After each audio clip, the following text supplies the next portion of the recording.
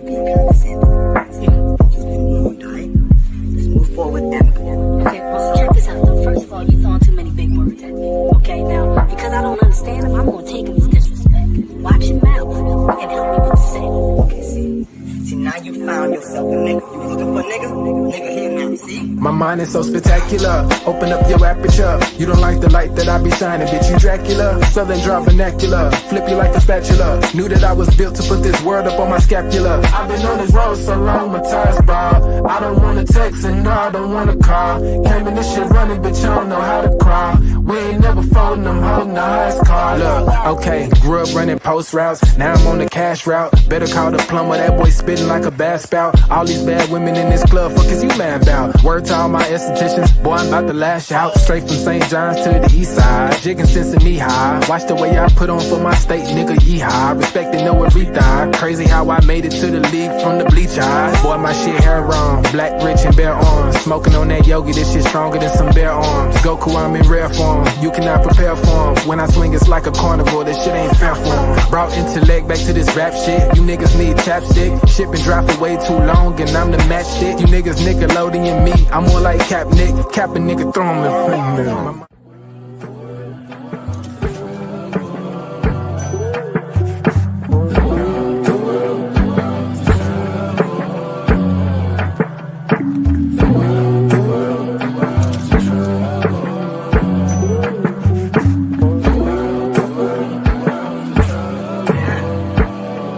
Party favors on the table, you can pick and choose. I would be lying if I said it, I don't get confused. I'm just a player in the game and I don't pick the rules. Why trouble always seem to find the ones with shit to lose.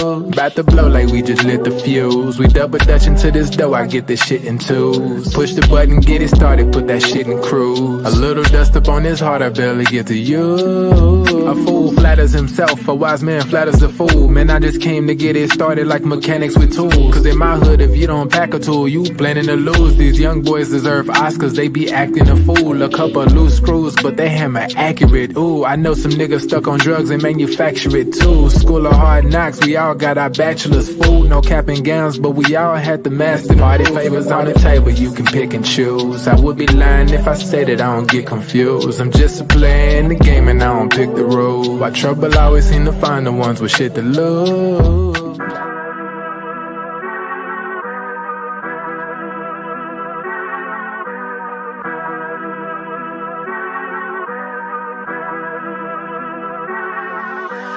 I'm dumb lit, it's about to be a late night.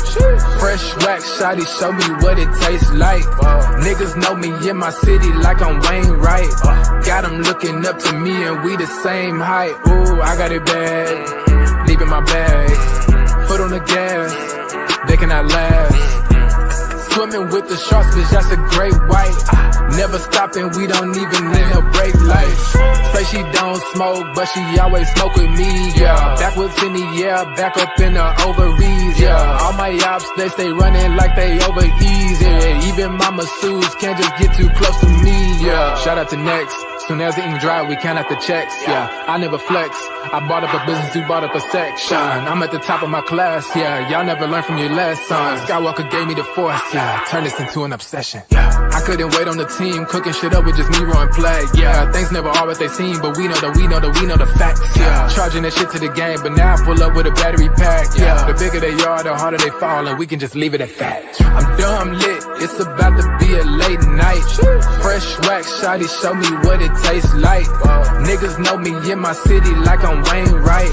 Got them looking up to me and we the same height. Ooh, I got it bad, deep in my bag. Foot on the gas, they cannot last. Swimming with the sharks, bitch, that's a great white. Never stopping, we don't even need no brake lights.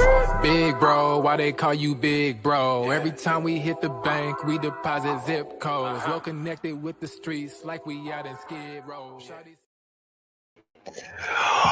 What's good, everybody? Welcome to the Pull-Up Show. I'm your host, Mr. BJ Matthews, a.k.a. B. Just before we get started, follow us on the YouTube page, the Pull-Up Basketball Podcast. Like, share, subscribe. All of our YouTube videos, hit that like button. Y'all come here.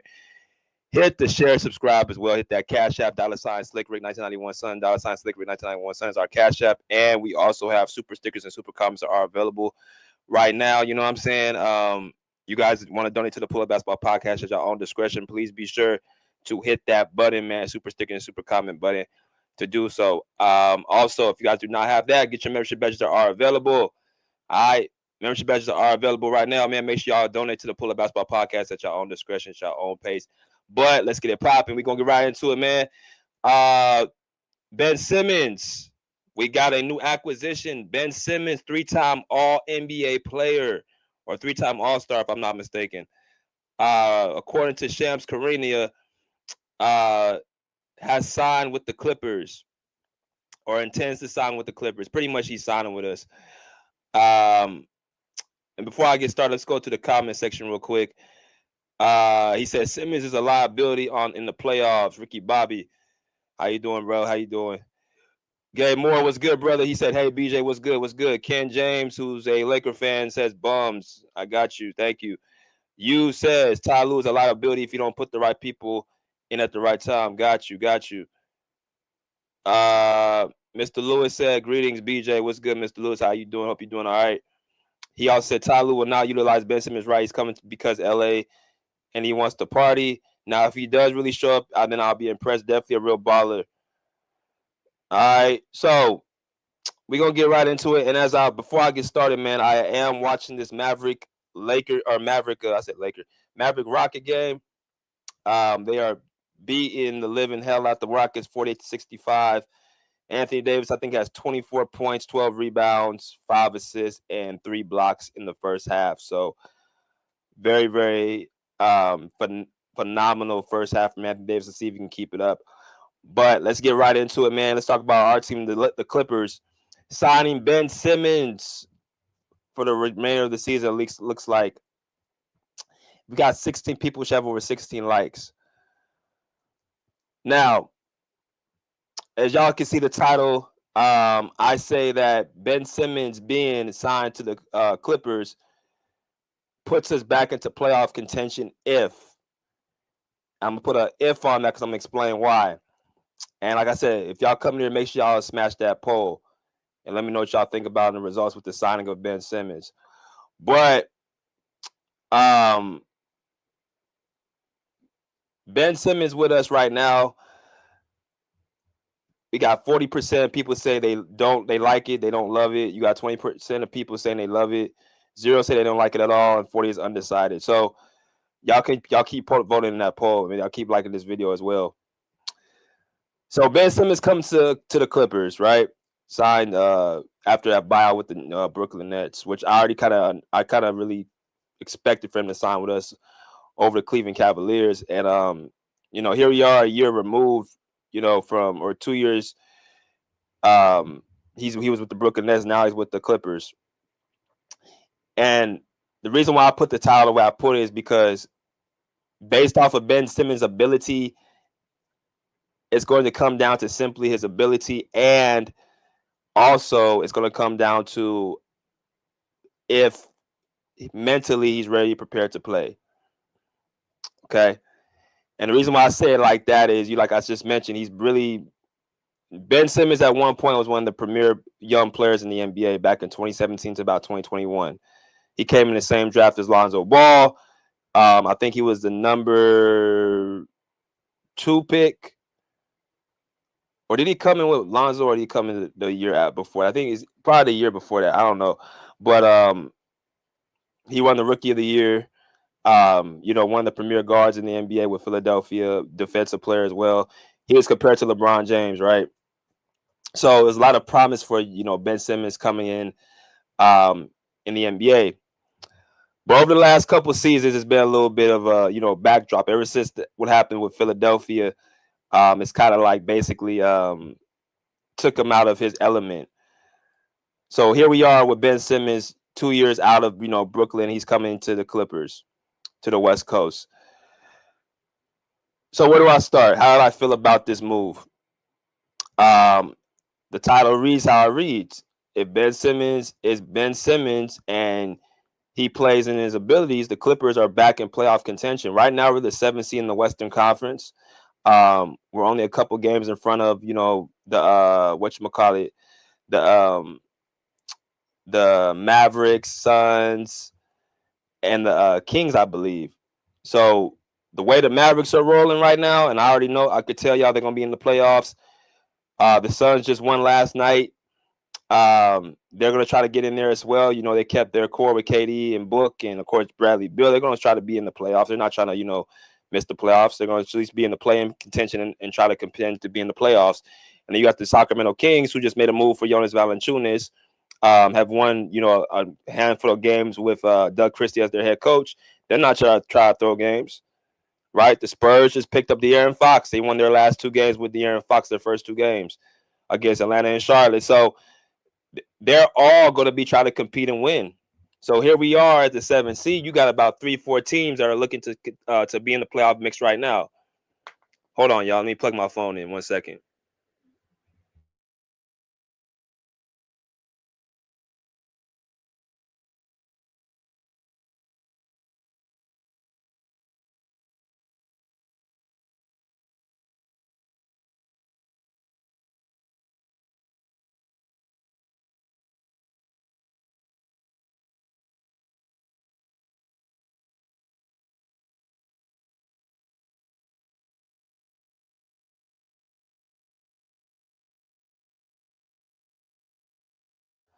All right, y'all. So y'all about to see how good my skills is with this as well as watching the game. I'm doing both at the same time. But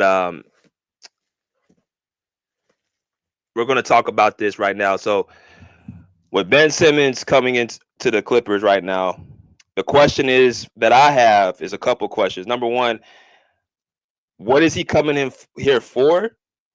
And how are they going to be utilizing him? Right? How are they going to be utilizing him, and what is he coming in here for? I've been hearing echoes. I'm going to go and pull somebody up, a Clipper beat writer, who said, what Ben Simmons is going to possibly come in here for, to let y'all kind of see what's going on. I'm going to go ahead and let y'all, read something real quick from one of the Clipper beat writers, a dear friend of the show. And that's going to be Mr. Law Murray. Let me go and pull up his Twitter page real quick. We got 38 people, which have over 38 likes. Let's get these likes up. Man, Clay is cooking.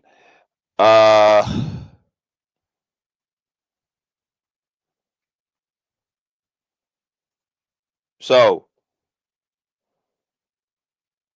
La Murray.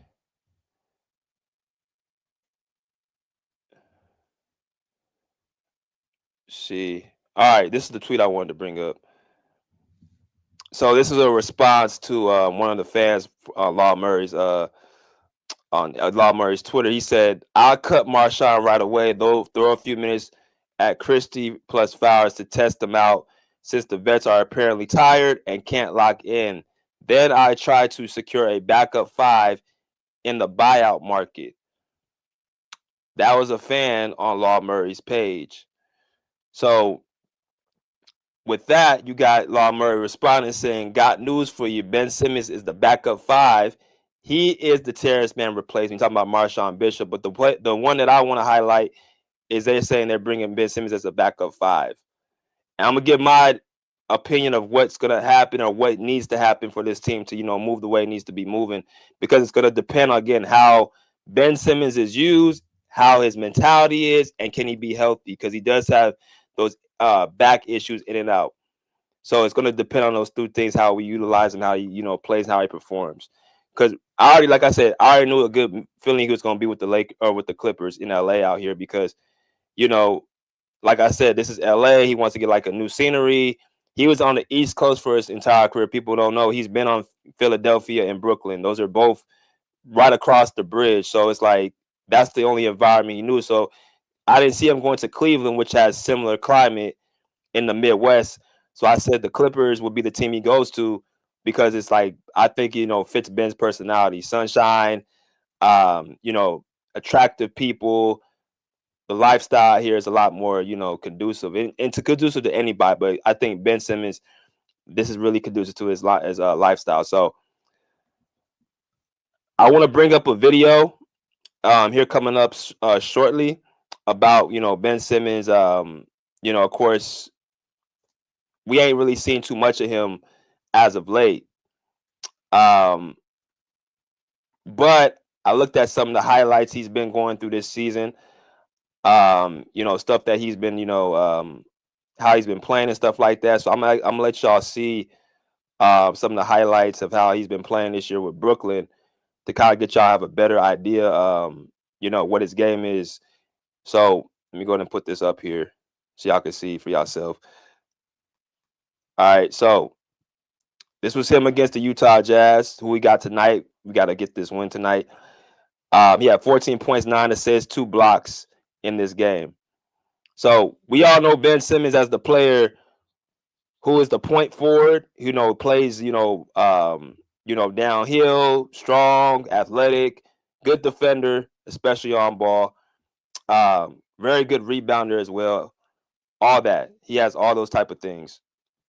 So as y'all see in the highlights, this is just this season, he's playing a lot of point forward for the, Brooklyn Nets.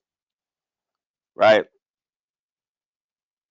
So the issue with Ben Simmons as of late, I'm talking about as of late, the last couple of seasons, has been two things: his mentality and injuries. Injuries to his back and his mentality basically off of, I think he was in an environment where he was not feeling like he was wanted. And Ben Simmons is the type of person I can already tell if he doesn't feel like he's wanted, or if he's not being loved on, if he's not being supportive on, I mean, he's just not in his right mind. But this is the same guy that was compared to LeBron James coming into the NBA. As y'all come in, make sure y'all smash that like button. But he has all the physical gifts you could ask for, all the physical tools, everything like that, right? Only thing he can't really do is shoot. And I'm talking about shoot like at a, good to high level. Like he doesn't really shoot any 3-point shots. He does everything else. He runs the floor. He's strong. He's athletic. He's big. He's 6'10". You know what I'm saying? Very good rebounder, very good defender. He does everything else very good to great. He just can't shoot. So that puts the question mark in my mind, how they're going to be utilizing this guy.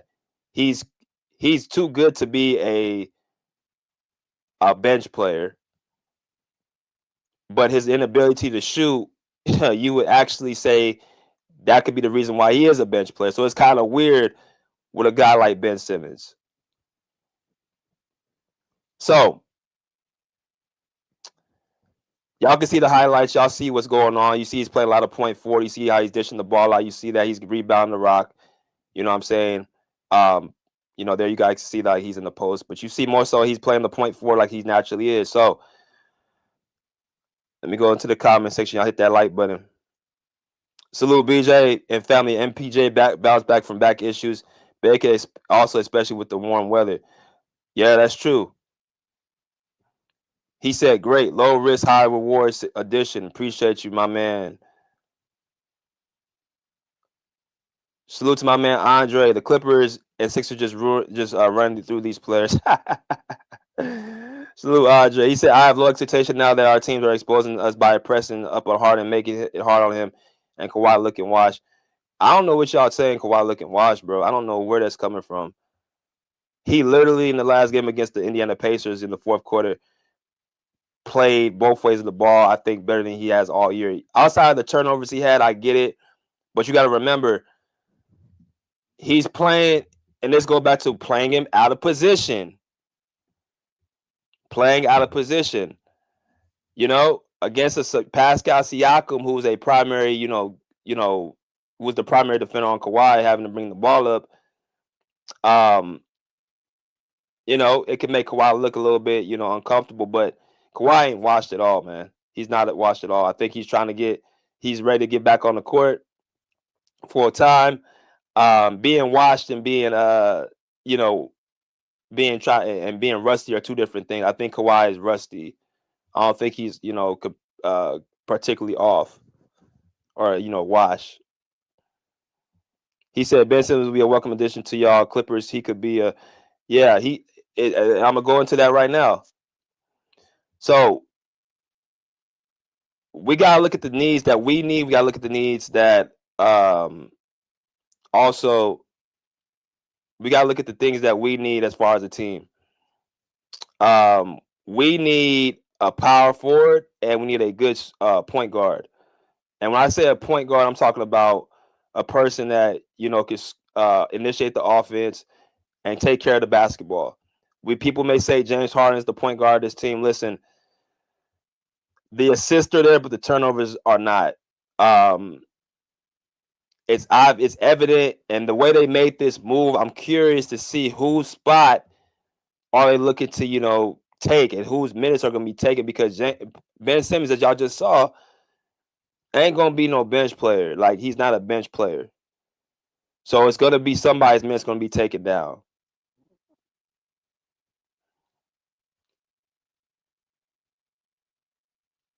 So we got two things we're trying to do. When I saw this move for Ben Simmons, this is the two things that I saw. I seen, first off, one second, y'all.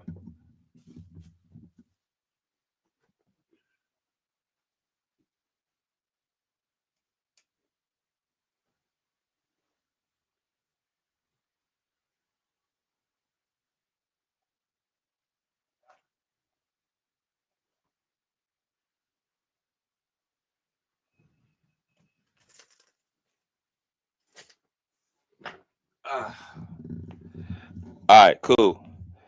So we got the starting five that's been running. It's been Ivica Zubac, Derrick Jones Jr., Kawhi, Norman Powell, and James Harden. That's been the five right there. So this is what I will say. Taz was good, bro. Salute BJ Derrick going to the bench, and that's why I want to bring up. So if you listen to that lineup, James Harden, right? I'm about to put these up here. James Harden at the 1. You got Norm at the 2. You got Kawhi at the 3.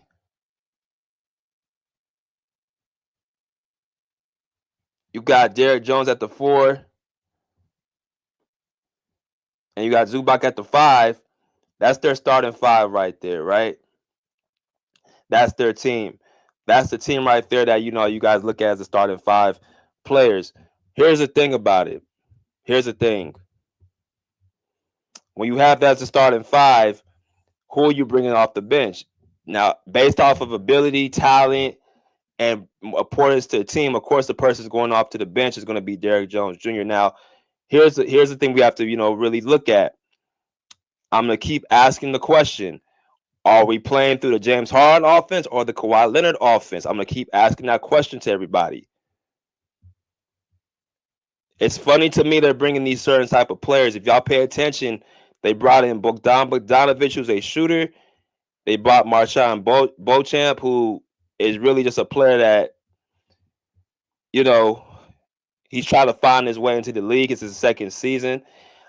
He can score, but he also is pretty athletic. And according to Law Murray, he said he's coming in to take Terrence Mann's role, whatever that means. That's why, like I said, if he's coming to take Terrence Mann's role, then if that means Ty Lue ain't going to play him then, unless he shows he can score the ball. If he shows he can score the ball and he can, put the ball in the basket, then he's going to get playing time. But Law saying that he's coming to take Terrence Mann's role is just showing me that he ain't probably going to be looking to put him in the rotation off the bat. You know what I'm saying? You got to be able to score offense to be on Ty Lue's rotation. So let's scratch him right now. And then you pick up a Ben Simmons, who we just see in the highlights, who we know is a transitional type of player who scores, who can rebound, who can defend, who's big and strong. He's athletic. He has all the physical attributes outside of the one skill set is the shooting. You can't do everything. You can't be blessed with everything. So that's the one, crux in this game. So if you telling me he's replacing Derrick Jones Jr., that would be the person in the starting lineup that's least important to what we have going on. Okay, so that means you're going to be playing the 4. Here's the thing about Derrick Jones Jr. I'm starting to believe that Derrick Jones Jr. is expendable as well. If we even look at how he even got to the Clippers, he literally got here off of one of our former players through a false narrative that he shut him down in the playoffs. Other than that, nobody knew who Derrick Jones Jr. was even what he even was. But for whatever reason, they thought he was going to do what he did in Dallas with us. But the thing is, and let's go back to position, Derrick Jones Jr. is a 3. He's not a 4. He was never a 4 with Dallas. PJ Washington was their 4. So because of that, you have a situation where he's playing out of position even here. So he's not going to be able to have the type of impact he had with Dallas. But he's a part of the quote-unquote James Harden offense. And as I've said before, we're trying to get away from that. We're trying to get away from the James Harden offense. We're trying to actually go into the Kawhi Leonard offense. Who are the players that are in the Kawhi Leonard offense? You got Norman Powell, who's another scoring threat with Kawhi. You got Visca Zubac, who's a big body. Kawhi loves playing with size around him. You got Amir Coffey, who's a 3D guy who can score the basketball, right? Who can run in transition, all that good stuff. Those are the players that Kawhi Leonard needs around him. Derrick Jones Jr. is not a player Kawhi needs. He's a lob threat, and he's a defensive player off of somebody else, off of a false narrative. As y'all come here, hit that like button. So, yes, he would be the one going to the bench, but here's the thing. If you put him on the bench, you got to look at the starting 5 rotation we got. We got James Harden. We got Norman Powell. We got Kawhi. You got Ben Simmons. You got Zubac. So Ben at the 4 fixes that problem, meaning that we got size. We're not going to get exploited on the rebounding and defensive aspect. That's true. I'm not so concerned about the scoring. I'm not even too concerned about that. I'm more looking at about, okay, will Ben Simmons be able to fit with James Harden? Because essentially James Harden and Ben Simmons are essentially the same person, except one is like 5 inches taller, about 40 pounds, like about 25, 30 pounds heavier, more athletic, and you know what I'm saying, all the physical gifts he has over James Harden. James Harden and Ben Simmons don't fit together. You know what I mean? So if you put James Harden with Ben Simmons, that's not going to work at the end of the day. So then it becomes, okay, you have a bigger issue. And the reason why Harden and Ben Simmons don't work is because they literally got traded with each other, right? Harden and Ben Simmons essentially got traded for each other. That was for a reason, because they both play the same position. Ben is just a bigger version of James Harden, and he's a point guard. They both have elite vision, but Ben Simmons can actually play defense, and he can rebound. James Harden can just shoot. He can shoot better than Ben Simmons. So I guess the point I'm coming is, if we put Ben Simmons with James Harden in the starting lineup, yes, it takes care of the 4, but then what happens is that you take away what James Harden does well. You take away the lob threat that James Harden, has with him. You take that away from him. So the more I look into the lineup, I'm seeing guys that are revolving around Kawhi Leonard and less around James Harden. So what does that mean for Harden? That's the question we have to ask. Why did they sign Ben Simmons? Because my thing is, if you feel like he's going to be a bench player, I think Ben Simmons is too big of he has too much to offer to be a bench player, to be somebody coming off the bench, to be a backup big, to be a backup anything. When Ben Simmons, if his health is right and his mind is right, bro, he ain't no bench player. He brings too much to the table. He can do too many things too well.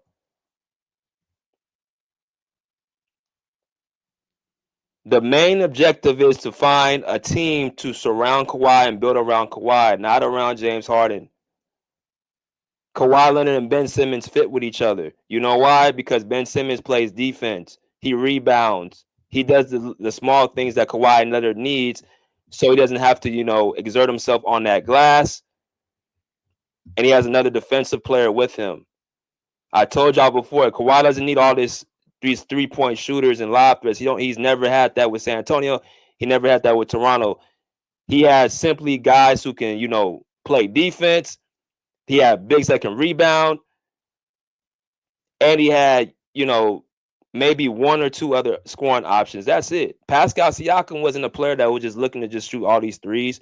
Marc Gasol wasn't jacking up all these threes.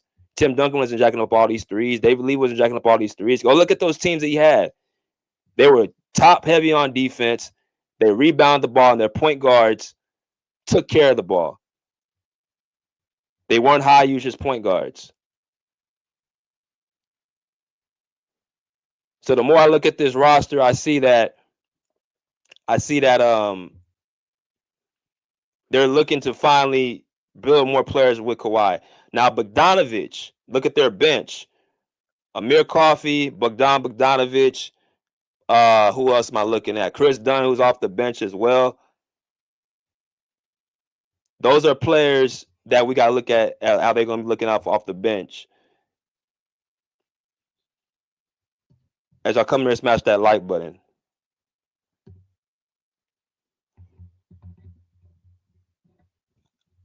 If the Clippers are smart, they would put Ben Simmons and make him a point forward, because you need another ball handler too. Y'all saw that the other night.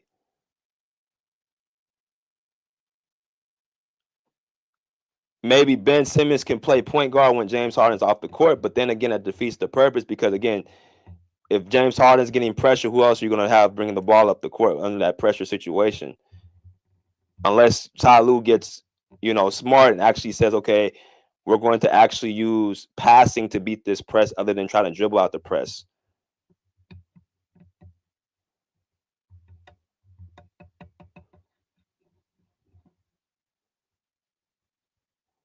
Again, the main objective is to make Kawhi comfortable, and put him at the 4 is something that we do not need. So that takes care of that issue if we have Ben Simmons, but also James Harden and Ben Simmons do not fit together.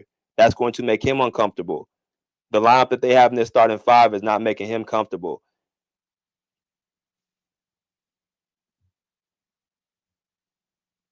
The only player that James Harden really fits with would be Zubac. What Norman Powell is doing, bro, is not based off what James Harden is giving him. Norman Powell is already a firecracker off the bench just last year. He's been a high usage player. He's been a great scorer pretty much since he's been with us. He's just getting more opportunities to shoot.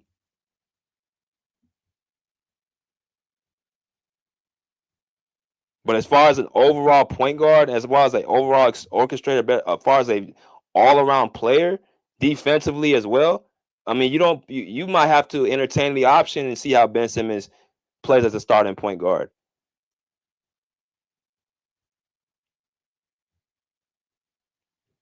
You just might have to.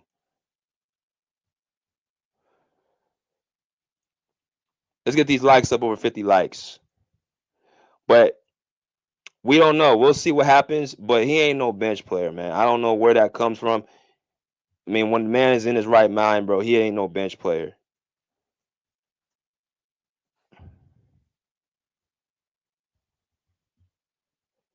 He said James Harden's role, responsibility, and usage is going to have to change with starting Ben Simmons, which I think is a good thing. We need to go in a different. Exactly. Correct.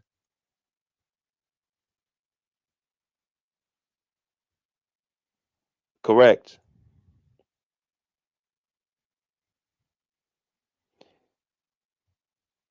Active. If Ben Simmons comes in here in his right mind, yes. He's 28 years old. Harden is 35 years old, bro. Kawhi don't need James Harden. He needs a better point guard who's going to give him the ball and take care of it and rebound and play defense. So yes, if it comes to that point, he may have to be his replacement, but that's a far time from now. But I'm just going with it. What's good, old man? BJ, what's good?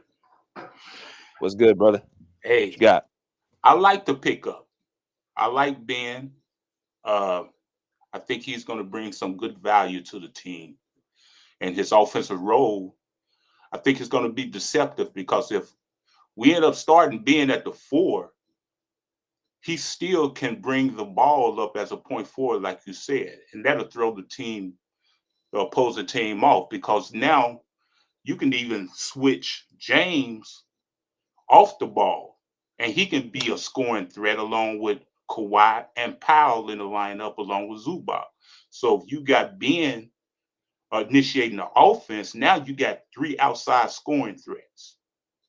See, So, and he can look over the top of the defense also.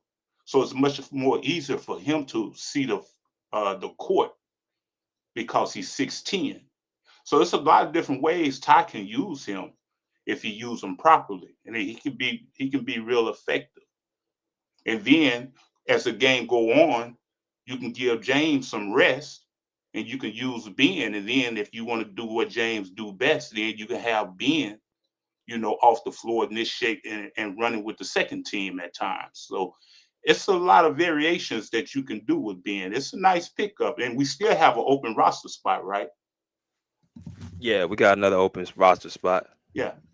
So another point guard would be nice. Another point guard would be nice, but I like to pick up because, like I quoted, he can pull a rebound off, and he can initiate that fast break that Kawhi is talking about with that pace we need. So I like to pick up, man. I like Ben. I like Ben ever since he's been in the league, you know. Right. Let me ask you this question though, man. So is Ben Simmons? Would you put him as a starter or someone off the bench? No, I would start him at the 4. I would start Okay. him at the 4 along with Kawhi, along with since that's the move we made, along with Zoo, Kawhi, Powell, and James Harden. But along in the game, like in the first quarter, I would allow Ben to bring the ball up the court and initiate the offense and have James, instead of him handling the ball, I would use him more of a scoring threat with Norman and Kawhi. And that'll open up the floor even more if that's the type of offense that they want to run. And it'll be a good advantage for Zubac also, because now the floor is open up and he ain't got to do nothing but just post up close to the basket, because you have those different scoring threats. So let me ask you this question, because this is what the people. I don't think this is a big concern, man. But people want to say Simmons and Zubac will hurt the spacing of the floor. I keep telling people Kawhi don't need all this spacing around him. He needs defense, and he needs guys that's going to rebound at the 4 and the 5. So I don't know. They keep saying this spacing. So what you think about that? Because they're not looking at it as far as bringing the ball or initiating the offense. That's what I'm talking about. If Ben initiate the offense, he won't be it will be space, because now you got to worry about James Harden on one side of the court. You got to worry about Norman Powell on one side of the court, or he curling. You got to worry about Kawhi in the corner shooting a high percentage 3-pointer, or he can go post up mid range. So there's different variations that you can run with Ben, long as he is on top of the key. As long as he initiate the offense up top on the key, I think it'll be a good running offense. And like I say, he can see over the defense. 6'10", you can see over the defense. He's a very good passer. Everybody knows that. And not only that, he's strong. And if he want to post up in the paint, you see the videos that you showed, he very well can post up in the paint. He can do everything on the court but shoot. That does not belong on the bench. Yeah, So he can do everything. But, if Zubac is out the game, now you got a legitimate 6'10" power forward that can initiate the fast break. He's a mismatch. That's what I'm saying. He's really a mismatch. right, He just needs to be utilized properly. That's all. I think he'll do us fine if Ty Lue know how to utilize him properly. right. I'm gonna come back to you, old man. Let me go to my man Taz. What's good, Taz? What's going on, BJ? What's going on to the panel? Hope y'all doing all right, man. Hey, I love this trade, dog. Well, I love this buyout. Hell, honestly, when it comes to Ben Simmons, I have a couple of concerns. I mean, to be honest, the spacing would be a concern for me, but it's for me, it's a simple fix. Wherever Kawhi is on the court, get Ben Simmons on the opposite side of the court. You can let him roam around the basket on the opposite side of the court as long as he's not anywhere near Kawhi at that point. Like Great that, point. Great that point. yeah, that's not a problem with me. As long as they can figure that out, that is going to be a beautiful thing of success. Like we're so used to the Clippers being stagnant. What Ben Simmons will bring to this team is a lot more movement off ball. We need off ball cuts. We need backdoor cuts. We need all that shit, man. And I think Ben Simmons will be a huge benefit to that side of the ball. And I mean, like when I'm just looking at this team defensively now that Derrick Jones Jr. he's not going to be, put out of rotation, obviously, but with Ben Simmons in there at the 4, that gives you a bigger body. He can guard the 1 through 5. He's going to give you a whole lot more versatility on the defensive end, man. And that is the one thing that the Clippers need, because just watching these games, the Clippers have trouble stopping runs, especially with these young teams that know how to get up and down the court, like we saw against the Pacers, man. Like, so Ben Simmons is going to be a huge benefit on the defensive end. It's going to help. It's going to help Zubac. It's going to help Kawhi Leonard. And it's damn sure going to help James Harden, which is the main motherfucker that needs help on defense right now. All right, so I can get behind this buyout with 100% confidence that the Clippers will make the playoffs with this man in the lineup and used properly. The used properly part, we all know that's going to be up to Ty Lue, and that is where our main concern should lie. Because we know that if Ty Lue sees that Ben Simmons is not taking no jump shots, he's not going to be doing nothing on the perimeter as in terms of scoring wise, he's liable to pull Ben Simmons and throw him on the bench, which would be the wrong option. And I agree with old man in terms of distributing the ball, man. I trust Ben Simmons' IQ more than I trust Harden's. I trust his ball security way more than I trust Harden, and just him being on the team, it will give open looks to Zubac like crazy. And he's also able to be a lob threat. He has that potential inside of him. So even if you got Ben Simmons playing off the ball, make sure you get Kawhi on the opposite side of the court, but he can definitely set screens for James Harden. He can definitely come off of those screens and pose a problem for any defense, because if you crack down on Ben Simmons, it's a quick lob to Zubac, easy, So Ben Simmons is going to bring a lot of versatility to this team. The only thing that I need to see is if Kawhi is on the right wing, Ben Simmons needs to be on the left corner. Like, I don't want to see Ben Simmons nowhere near Kawhi on the offensive side of the ball. And that's all I got to say. Go ahead, bro. Yeah, man, I agree with that. That's a good point you made too. You got Ben on one side, Kawhi on the other, for sure. Let me go to my man Kirk. What's good, Kirk?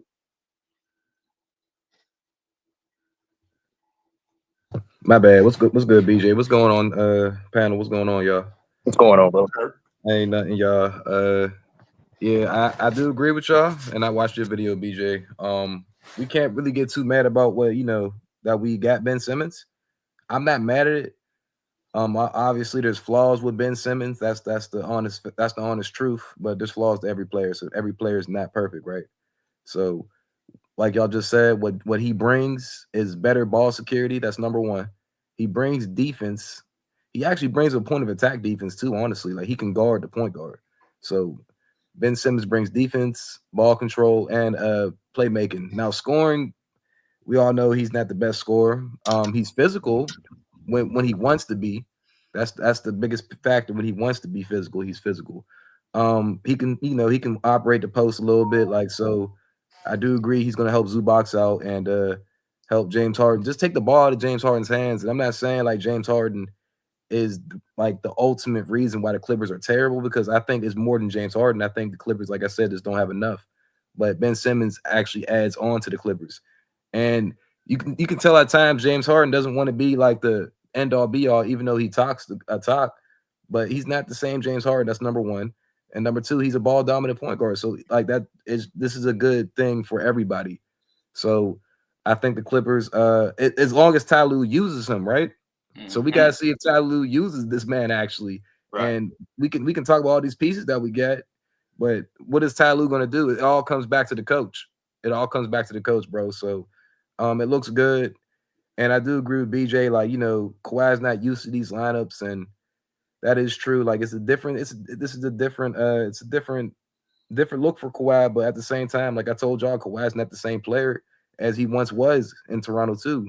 He can still do the same things. I'm not saying he can't be that top 3 player in the playoffs, but as of right now, Kawhi's not the same player. So actually, rosters have to change around him.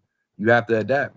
You got to adapt around Kawhi. So he can't have the same exact roster that he had in Raptors or Spurs because he's not the same Kawhi. That's just the honest factor. That's the truth. He's not the same Kawhi. But he can still get to that, like I said, the top 3, top 5. As long as Kawhi can get to that point, then your point will be very valid. But right now, Kawhi is not the same Kawhi. He's getting to that mode. So if that's what they're doing, ramping off for the playoffs, and if Ben Simmons can actually just be Ben Simmons, there's really no pressure on Ben Simmons because the people don't expect the Clippers to be this dominant team. I mean, I'm not going to lie to y'all. I mean, besides the Clippers, Dallas looks really good right now with Anthony Davis. Thunder just got chat back. Like, these are the top teams the Clippers have to look at. And those teams, I ain't gonna lie to you, they look very dominant. I'm not saying the Clippers can't, do something, but Ty Lue, he has to lock in and understand who's coming on the court. Like Ty Lue has to let people know who's their roles. That's what it comes down to. What is the role? Who's the roles for the Clippers? Like who's coming out, who's coming in? Like that's the biggest problem for me is the rotations. That's all it is, bro. That's all I got to say. Great point. Right. Let me go to my man Bruce. What's good, Bruce? What's up, BJ? What's up, everybody? Hope you guys have a good Saturday. What's up, Bruce? I mean, if you have been in the podcast for the last couple of years, you have heard me talk about Ben Simmons is going to come back, defensive player of the year, and nothing happened. Ben Simmons and his agents have said that is because he had a back issue. That's why he's been struggling and stuff, whatever. That's why he's not playing like the way he used to play in Philly, where he was like 3 times All-Star. Now, I mean, Ben Simmons on the Clippers, it's not gonna hurt, but I'm hoping Ben Simmons, once in a while, you have to shoot a jumper. You have to shoot a jumper, or they're gonna like double other players and you're gonna be wide open and you're gonna pass the ball again. That's not gonna work. Mm-hmm. Now, if Ben Simmons, I've watched Ben Simmons playing with the Nets this season. I mean, he still has some defensive qualities. Like he gets in the passing lane. He defends. He can still defend. Maybe not at the peak Ben Simmons, but he still defends.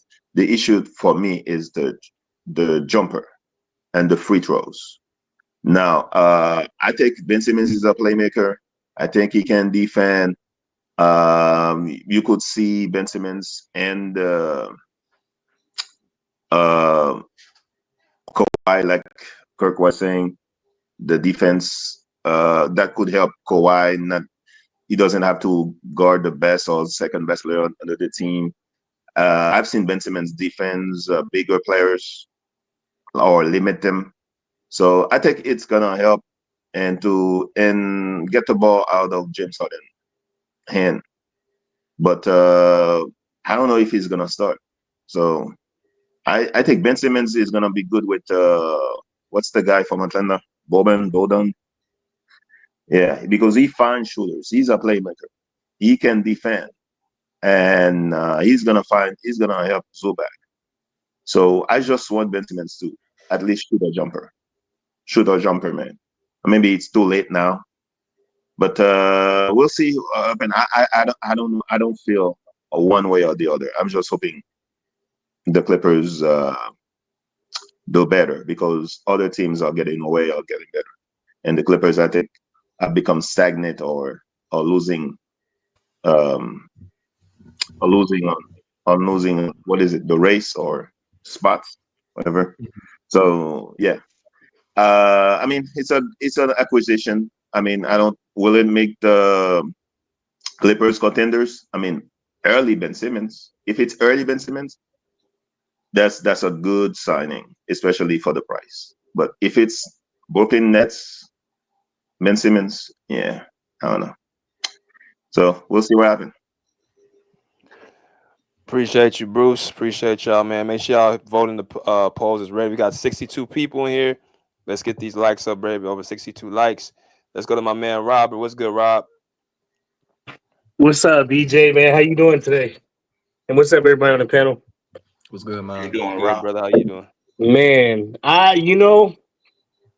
it's a low risk, high reward type deal, man. We got him for the low. I mean, shit, if he turns out better than what we got him for, I mean, shit, that's good for us. Um, Ben Simmons, like I said, I haven't seen him in a couple of years, so I mean, I don't really know how good he is right now. Like Bruce was saying, I would rather him come off the bench. I don't know. I don't think he would look right in the starting lineup besides Zoo. Two shooters. I don't think that would help our offense. Yeah, I would rather him come. I think he would be good for the small ball lineup that Ty Lue likes to run. Like, I think that would be a good lineup. I think he like you said, he could help Harden with the dribbling. Help bring the ball up. Like I don't know. He don't really move the needle for us. I mean, but it's not. I don't know. It's not a bad signing. I think we need all the help we can get right now. And Thanks. So I don't know. Like I said, I want to see it. I want to see how he plays. I want to see how he looking and stuff. And then I can really give an assessment. But right now, I don't think it's a bad. It's a bad. I like it. Other people were saying that we could probably try to go get Michael Brogdon or Malcolm Brogdon. I think we should do it. Other than that, man, I don't mind it. I like it. I like this. I want to see where this goes. Hey, not a bad point, bro. Yep. See, the first thing that people do about Ben Simmons is look at his shooting. There's various ways that you can score the ball if given the opportunity. Now, I understand that he may have some kind of issue with scoring, but he really don't have an issue with scoring. He just playing to his strengths, and that's what people fail to realize about him. Right. He plays to his strengths. So if you got a coach that can identify his strengths and play according to his strengths, he's a mismatch. Okay. Even in the small ball, like you said, Robert, even the small ball, if you got, go ahead. You got something to say? Real quick. So if he's playing like a team like Dallas with all the big men there, he cannot go to the rim. So he has to shoot a mid-range jumper. Well, he needs a mid-range jumper. That's what I was saying. Okay, that's fair. But what if he is the one who is initiating the offense? What if he's the one that's handling the ball? What if he's the one that's being the point forward? That's what I'm saying. I want to see him doing that and see what it would be like with Harden spotting up sometimes. That's not gonna be the way all the time. You have to get a jumper, even if you handle well, we don't need it all the time, but we could just kind of like just throw it in there every now and then, have him bring up the ball. I do kind of agree with Bruce like that, but Ben Simmons actually does have a mid-range jumper. He doesn't use it a lot, but I do agree with Bruce. He has to have some type of just a little bit of some type of go-to offense. That's all I'm saying.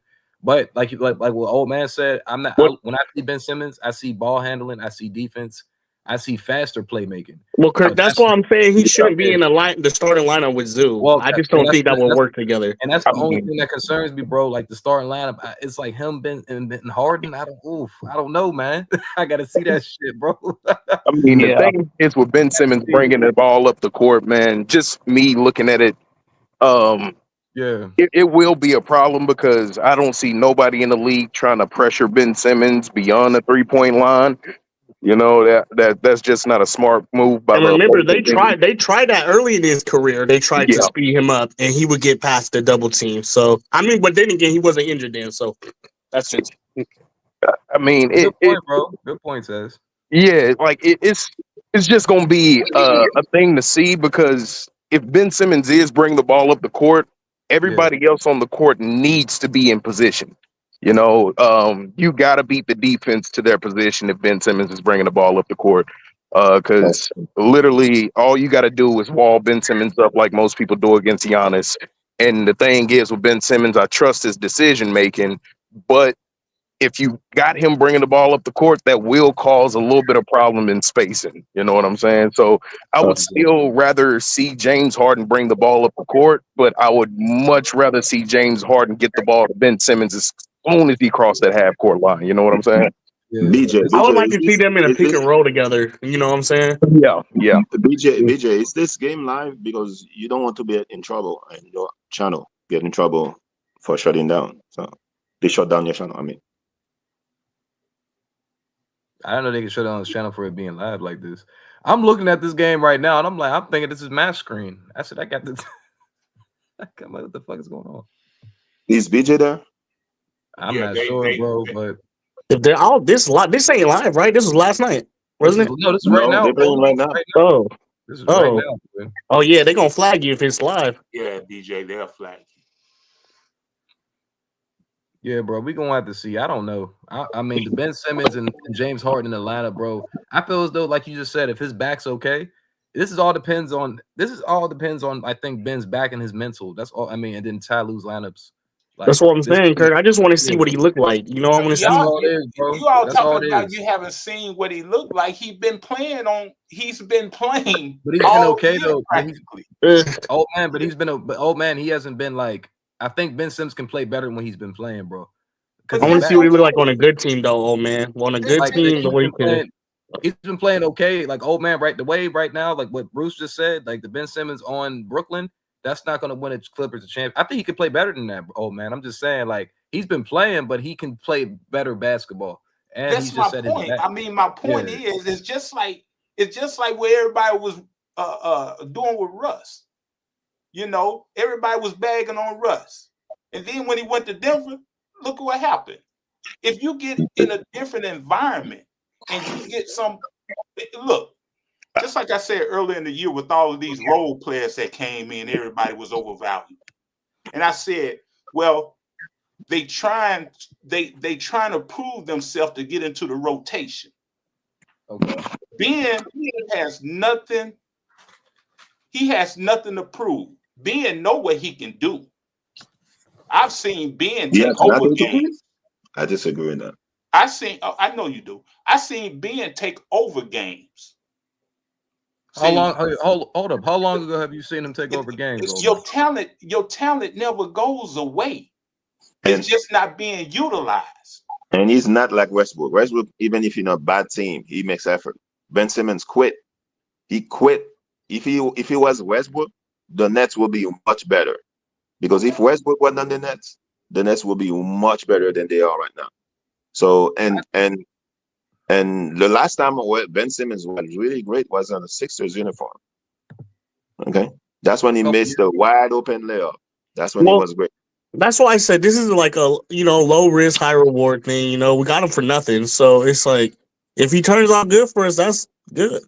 I agree, Robert. Yeah. Everything you said right there, bro. And that's what I'm saying. We can't put too much pressure on this. Like, there's no pressure on the Clippers to win a championship this year. I want to ask y'all, who can match up with Ben? I mean, no one can match up with Ben. Okay, then. If you say nobody can match up with Ben, there's a Nas Reed out there in the world. You know what I'm saying? That's a hell of a matchup against Ben. Can nobody match up with Ben on that floor? Nobody. Old man, nobody. But it's not about that, old man. It's about the mental. It's about the mental, bro. It comes back to Ben Simmons' mental. Believe it or not, old man, I understand he's been playing, but he can play better than what he's playing. That's all I'm saying. I'm not saying he can't play better. Obviously, when you get around better, you're gonna do better, right? I like that. Okay. Yeah, that's a fact. That's a fact. That's a fact. That's a fact. Okay, then. So you're around you're around world champions. You're around one of the top 5 players in the world, and then you got a person like James Harden. You got a person like Norman Powell that has a championship also. He played with KD, Kyrie. What happened? He played with KD and Kyrie. Who did? Yeah.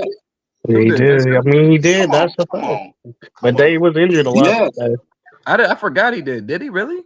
Yes. KD and Kyrie. Come on, They, man. they traded James Harden to the Nets for Ben Simmons. Remember that? Oh my He gosh, played that with was a while and ago. look what he did. I forgot about Since you that, want to bro. go back, look what he did when Embiid got hurt. On the Sixers. Okay, I said talent never goes away. It's just not used. Hey, old man, if he could become somewhat of that Ben Simmons old man, then because we gotta look at the good, right? I do agree with Robert. Robert said everything right, bro. We got him for nothing. We got to see how it looks like. Like it's not a bad. I don't think it's a bad trade. It's like, damn, we just got to see what it looks like. I mean, we got players on the team that shouldn't even be on the team. Like who? We got players on the team that can't rebound. We got players on the team that can't initiate an offense. We got players on the team that can't pass. But yet, we talking about being deficiency. Yeah, right now they don't care about defense. It's all about shooting.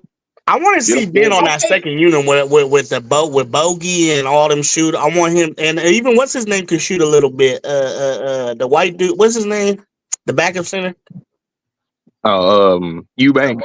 Eubanks. There we go. Eubanks. He can shoot a little bit. And with Amir on the coming off the bench, I would like to see Ben Simmons running that second unit. I mean, he's gonna get people the ball, but in the playoff, you need a jumper. I agree. I agree. We should have. We could have gotten a big forward that could shoot or stretch the ball. I mean, stretch. That's what we really need. An old man is a forward that can shoot. But that. I mean, this is what we got though. So I understand that. But if you allow him to initiate the offense as a starter, and you got James as a wait a minute, hold on, Bruce. You got James as a scoring threat. You got Norman as a scoring threat. You got Kawhi as a scoring threat. That opens up the floor. And now you got Zubac, which Ben can look over anybody on the floor being 6'10". He can get anybody the ball at the right position. I mean, he was the star. He had the same height. He has my only thing with that old man is with Zoo not being able to shoot and spread out the board, you're gonna have two non-shooters on the starting lineup. He was 6'10" in Brooklyn. I don't know what happened. I mean, it's going. That's my only thing with the starting lineup. This is funny as shit. But I ain't gonna lie, bro. Like, old man, I like what you're saying, bro. Like, Ben Simmons is a very smart IQ player, bro. Like I said, like he has to show up. He has to show up. That's number one. And I think the Clippers just have to understand what the roles is, bro. That's what it comes down to. So with Derrick Jones Jr. You got Derrick Jones Jr. or you got Chris Dunn. All right. So you mean to tell me Ben Simmons, all-star, proven. Used to be all-star. Used to be. But y'all keep moving the goalposts. That's not moving the goalposts. He's not all-star. What you mean, old man? That is the truth now. Who's the better point guard, Harden or Ben Simmons? Are you talking about pure point guard, or are you talking about like who's the better point guard? Who makes his teammates better? I'd probably say Ben Simmons. Ben Simmons. Okay, so why are we trying to put him off the bench? Sixers, Ben Simmons. Wait, is Chris Dunn in the starting lineup? Well, see, my thing, BJ, is if he starts, it's gonna be, man. I just don't like to start at the 4. Yeah, I understand that. I understand it. I mean, he's gonna start at the 4, but you give the opponent the deception that he's gonna play power forward, so they'll put a power forward on him. So how would you run that offense, old man? With Ben Simmons starting, how would you run the offense? Harden off the ball. So you would have Harden off the ball, BJ? Yeah, put Harden off the ball. You gotta have a conversation. You gotta have a conversation with James Harden. That's what it comes down to. Yeah, that's a hard thing right there, bro. To be honest with you, bro, he needs to sacrifice. Yeah, I agree with you wholeheartedly. James Harden never sacrificed. That's why Harden got that ego, though. He got that ego, man. That's why players leave him. He didn't want to sacrifice with Chris Paul. Chris Paul left. He didn't want to sacrifice with Westbrook. Westbrook left. Everybody that leaves James Harden is because James Harden never wanted to sacrifice. I just don't want Ty Lue to use him the same way he did with Westbrook. and that's what I don't want to happen.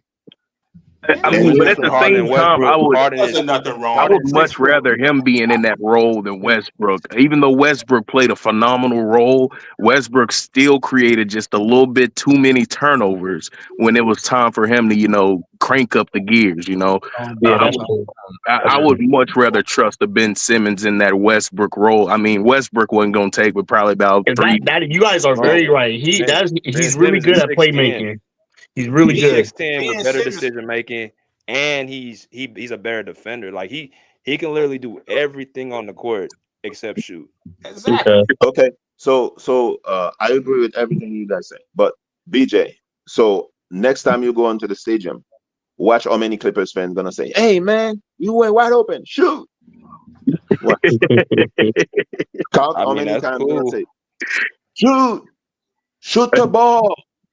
And that's why Ty Lue has to bring his A game now, because him trying to figure out this lineup, he has to, enforce spacing, and he has to enforce pushing the pace. Because if Ben Simmons is pushing the ball, we don't have to worry about him shooting at that point. It's That's a when, fact. yeah, That's a fact. it's only when the Bingo. offense gets stagnated that we have to worry about Ben Bingo. Simmons That's the shooting. reason you let him bring the ball up the court, even if James is on the court, like BJ said. James Harden is James, gonna be hey, hold scrambled. on, Bruce. James got to sacrifice if he wants to win.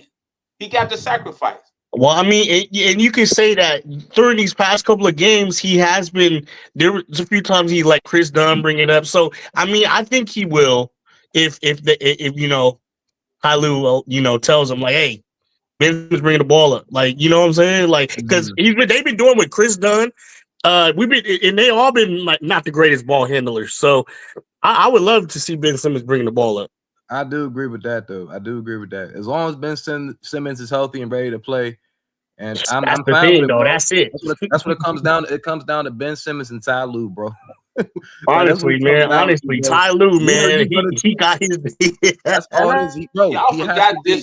this gentleman used to get triple doubles like it wasn't nothing, man. Yeah, no, oh man, you're right, bro. He used to do all that, bro. He has to, but guess what? He can I come hope back this into that, bro. revitalizes his game, old man. Honestly, him coming to the Clippers, it revitalizes him. It makes him have the passion to want to play basketball. That's what I'm saying, bro. It's all I just mental hope for Ben all that Simmons, stuff. bro. I hope he's ready to come play, man. It's all mental, bro. It's all mental. That's all. Yeah, yeah, you ain't lying. When it comes to Ben Simmons shooting, bro, I'm still confused as fuck, because every year we have this summer video of Ben Simmons knocking down threes left and fucking right, but he has no confidence when it comes to an actual NBA game. So what is the fucking truth? Can he shoot or can he not? Like, Hey, I just need to see him get his confidence to where he feels like he can make an open 3-point shot. Maybe it's a conspiracy, Taz. It's a conspiracy. You just said the right word, Taz. Confidence. Yeah. And Taz, you know what's crazy, Taz? Like, and that's why I say, it's like old man said confidence, and I say mental. I say mental because before Ben Simmons did that layup in Philly, bro, and he was shooting all them. Remember, he was doing, like you just said, he was shooting in summertime and everything. He actually started shooting in games, bro. He actually started shooting in games. He was becoming a better player until that layup shit happened, and then everything went downhill, bro. And that's why I keep saying, like, it comes back to his mental, because he can do everything you just said, bro. He was getting better. He was shooting mid-range jump shots. I remember his first three in the corner, bro. I said, okay, Ben Simmons come to his own, until he made that dumb ass layup, and that whole shit went downhill, bro. So he didn't miss. He missed the layup. He said he made. Yeah, that's what I'm saying. He passed the ball. But that's what I'm saying, though, bro. Like, it's all mental for Ben. It's everything is mental for him, bro. If he can actually come into there and be like, you know what? And guess what? Even what Bruce said, fans are going to tell him, why aren't you shooting? Ben Simmons has to be like, you know what? I don't give a fuck what y'all say. I'm playing my game, and when I'm ready to shoot, I'm gonna shoot. That's what he has to come, and he has to have a strong mental coming into this season and to the Clippers, bro. You can't be on the Brooklyn shit, bro. So let's say he comes in like Reggie Jackson, man. Let's hope he revives his game. Like, I'm about to win a championship. I'm with the fifth best player in the NBA. He got coming like that. He got coming on shit, boy. Now he got Dot on this team. Now he ain't got no fucking Brooklyn, bro. This is not Brooklyn. And the thing is with me as well, this might be his last stop too, if you think about it. If he don't do something here, he might be out the league after this. I mean, honestly, for me right now, I'm looking at Ty Lue. This team should not ever go on the other side of a 10-0 run by another team now. Like, you have more than enough defensive weapons. You got Chris Dunn, you got Derrick Jones Jr., you got Kawhi, you got Ben Simmons. All of them guys can fit on the court at the same time if you really want to be honest. That would be a lethal ass defensive lineup that could keep any team at bay. I better not see no runs over 10 points if it ever comes to that, bro. That's You're all. gonna be disappointed. Even the greatest teams, they have gone 10-0 run against them in a game. I've seen that happen to the Bulls. I've seen that happen to the Warriors. I've seen that happen to many teams. That doesn't mean Yeah. you're not a good team. It's just basketball. Now, Bruce, I got a question for you, Bruce. Who brought Ben Simmons here? Lawrence Frank or Ty Lue? Lawrence Frank. Okay. You think Ty Lue agreed to it? I mean, Ty Lue is a Doc Rivers disciple. He's probably gonna talk about to Doc Rivers. Hey, what did you do? What did you think Ben Simmons was good at when you had him? What's the best play that he does well? What's his weaknesses? What's his strength? He's probably talking to Doc Rivers right now. You never know. So This is smart. I agree. I agree. Shit, what was I about to say, bro? Damn. Well, Ty Lue said he wanted to push the pace, didn't he? He said he wanted to push the pace. He wanted the offense to move faster. Well, there you go, bro. You got Ben Simmons. So I don't want to hear shit from Ty Lue. I don't want to hear shit, bro. The fact, B, this is on him, bro. Honestly, yeah. That's what I'm saying. He got what he wanted, bro. You want to push the pace? Go. You got it, bro. Better ball handler, better quicker decision maker. I don't want to hear shit from Ty Lue, bro. Go in the locker room. Tell these niggas, okay, this is what we're gonna do, bro. This go ahead, please try to be a leader, man. Just try. Just try, bro. Like this comes down to coaching, bro. That's all I got. Because I don't think Clippers are this team that's like completely out of it. They're not. They're definitely not, bro. So I don't want to see. See over the top of the defense. I love that. That's what I'm saying. So I have one question. Do you guys know when he's gonna play? Probably like the next 2 days. Okay. Or maybe the next game because the trade happened. What? Did the trade happen today? Well, they bought him out or whatever. It was no trade. It's a buyout. Yeah. Oh, okay. Oh, that's what you're saying. The fact that he could initiate the offense without dribbling. He can look over the top. He can pass. You know, he don't have to take a lot of dribbles to get an assist. You know. Yeah. He's very high. And he'll make that hockey okay. pass. I hope you don't get frustrated when he's shooting the free throws. I mean, honestly, man, in my opinion, I would run the offense. Like, I would have to put Ben Simmons in some kind of a triangle offense, man, because he needs to be able to get the ball inside of the 3-point line.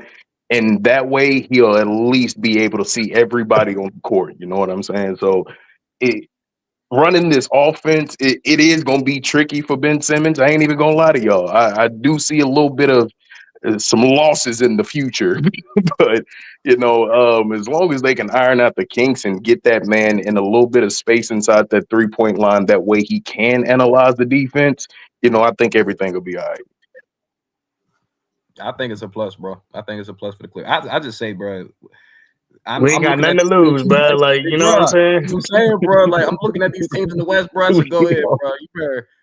Man, like, we gotta throw the whole kitchen sink at these motherfuckers, man. Yeah, bro. Dallas looked really good with Anthony Davis, and the Kyrie ain't even clicking. I said, "Oh shit, bro." I said, "Oh when shit." they play zone against the Clippers, when Ben Simmons is there, I hope you guys love him.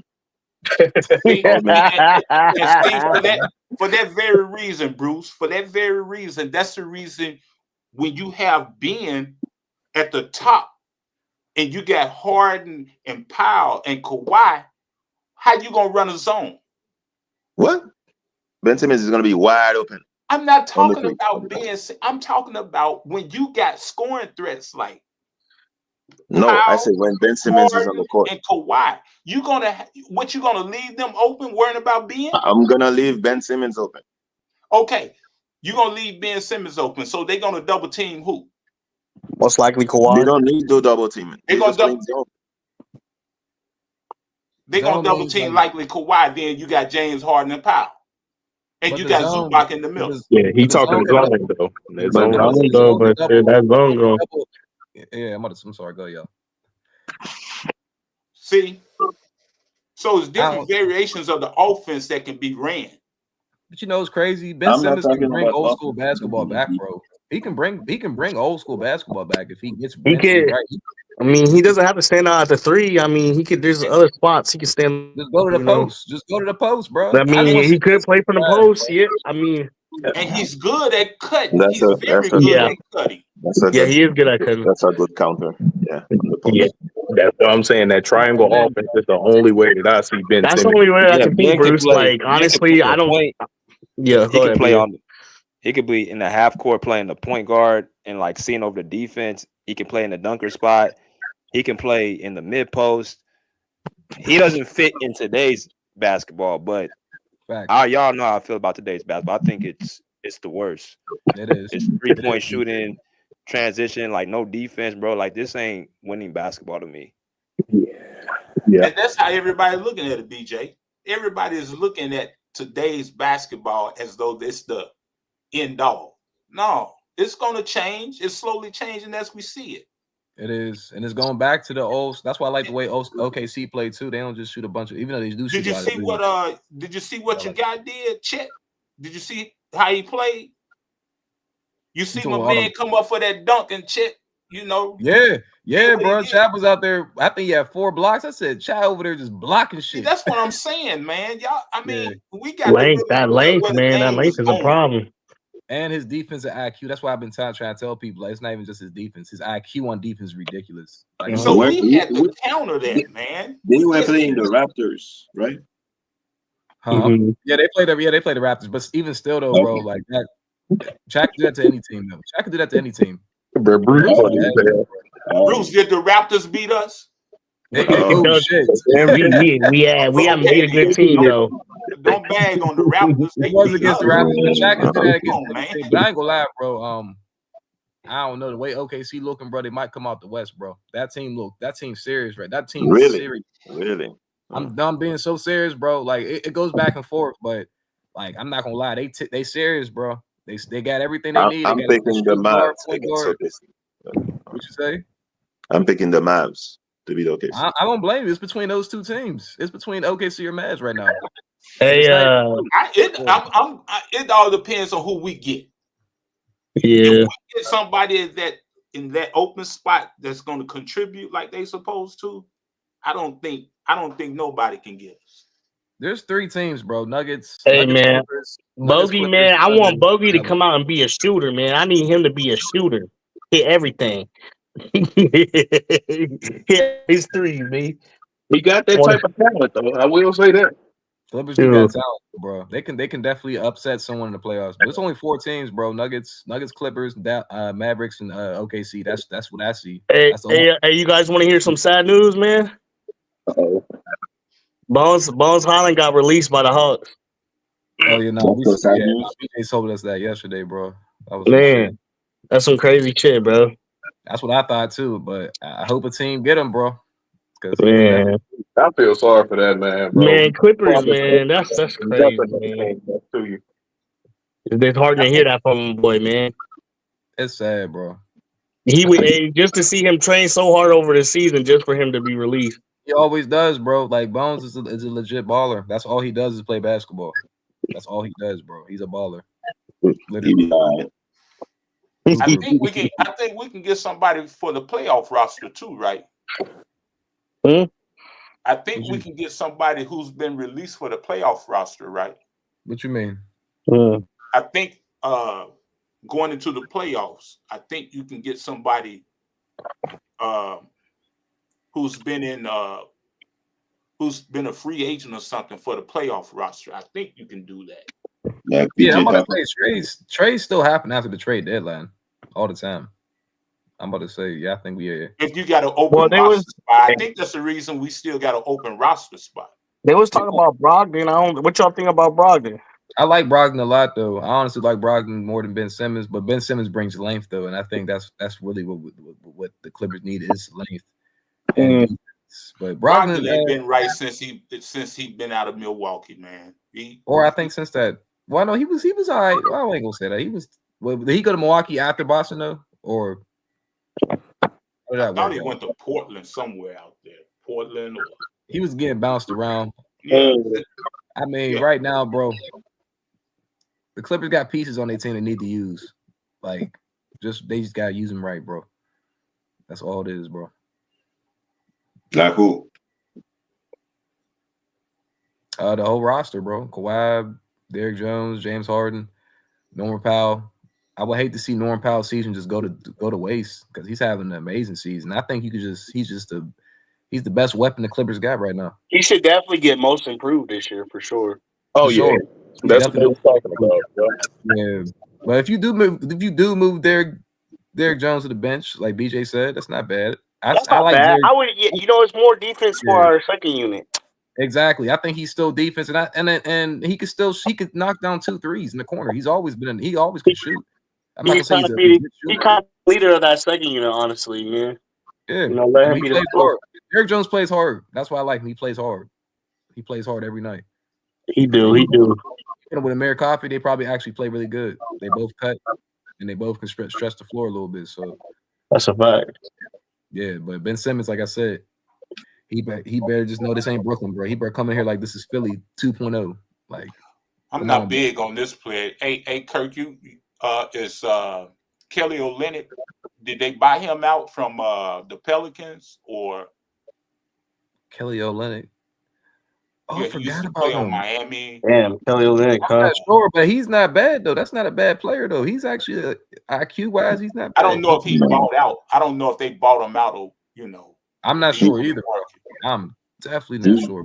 He's like Daniel Tice with hair. So I think he played harder than Daniel Tice though. He's more physical. I think he was better player than Daniel Tice. I think so too, but I see what he's saying though, bro. He does the same thing. But I like him. He's more physical though. Well, I think he can shoot better than Daniel Tice. Well, Daniel Tice is. I don't know about that one. Deadly shooter. No, he can be a deadly shooter, bro. I don't think y'all remember him at the Miami days. He can run about 3 or 4 of them off straight. What are you talking about? Kelly Olynyk? Yeah. Oh, no, that's all I can remember is his hair, B. We saying he a better shooter.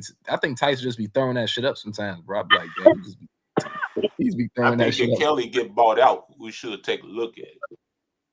That'd be cool. He can Because he can stretch the floor. Yes, he can. And he can pick and roll. Well, how many players do y'all think Ty Lue about to be playing though? Like that's what I'm saying. Comes down to that, bro. 3. To be honest, I have no idea, bro. I have no idea. Because I'm like, we keep adding players. Like, do you think Tyler gonna be playing all these players? Fuck no. Hell no. Come on. That's what I'm saying, bro. He probably will give him a good speech, be like, yeah, just be ready when I call on you. Nothing happens. I'm pretty sure he told Bones multiple times, like, yeah, you're not playing tonight, but just be ready. I guess the only time they would be playing if Kawhi sit out or something, Yeah, bro. Damn, bro. I don't know, man. This is I like I said though, I'm curious though. I'm really like this made it more fun to want to watch. I want to see what happens. I do agree with that, bro. It's not gonna be the same old old offense that we keep seeing, bro. Like the same old story. It's the same old story. That's why I understand why Ty Lue says it. Like you look at the Clippers offense, it'd be the same old shit. There ain't nothing new. Like this made because honestly, if we didn't make another move after this, I probably wasn't gonna watch the Clippers for the rest of the season like that. To be honest, don't they look old, bro? They just look like they just like. That's what I'm saying. Like so, with them getting Ben Simmons, I'm actually gonna be watching the games, trying to see how this works. Yeah, it's gonna be interesting, bro. He does bring like definitely some life to them. Like I do agree with that. Hey, Clipper fan base, man, we love our team when they play good. Yeah, man. We love our team, man. This much. Look how much we love T-Man, man. Shit. They love T-Man so much, you trade him. So. The fan base loved him, but the front office and the coach did it, apparently. Yeah. Tyler did not like T-Man, bro. I don't think he did. Yeah, something. Yeah, something. Yeah, I might be right about that. Honestly, bro. Like I was watching the press conference yesterday with T-Man and the Hawks because it was him, Levert, and the other dude that they got from Cleveland. Yeah, And he looked happy, man. The dude looked happy, and yeah, because I feel for him. Because he's not in the cage no more, bro. That's Man, why he's happy. He's he not locked up. happy. How does the dude lock up your best player, but he locked up on your team? How does that fucking work? I mean, T-Man is gonna call Lou Williams for all the spots. So Yeah. Hey, bro, it's funny as shit. That's Yeah, funny as Atlanta shit. now, baby. Yeah, old man's right though, bro. Clippers gotta be in the right situation, bro, because it's gonna be about matchups for this team for sure. If they face the wrong team, man, this team can lose in 6 games, almost 5. who are the wrong team for the Clippers? I got it. Let me see, bro. Every team, Bruce. I'm gonna say that. Every team on the West. I feel as though if we oh shit. I don't know. One. So OKC is But look, wrong. I'm gonna tell you right now, if we match up against Memphis, we beat Memphis. I believe we can beat Memphis. I think we could beat Memphis. I think we could beat Lakers. I feel as we could beat Lakers in the first round. So you saying weaker? You're a Clippers fan? Yeah, I'm a Clippers fan. Oh, okay.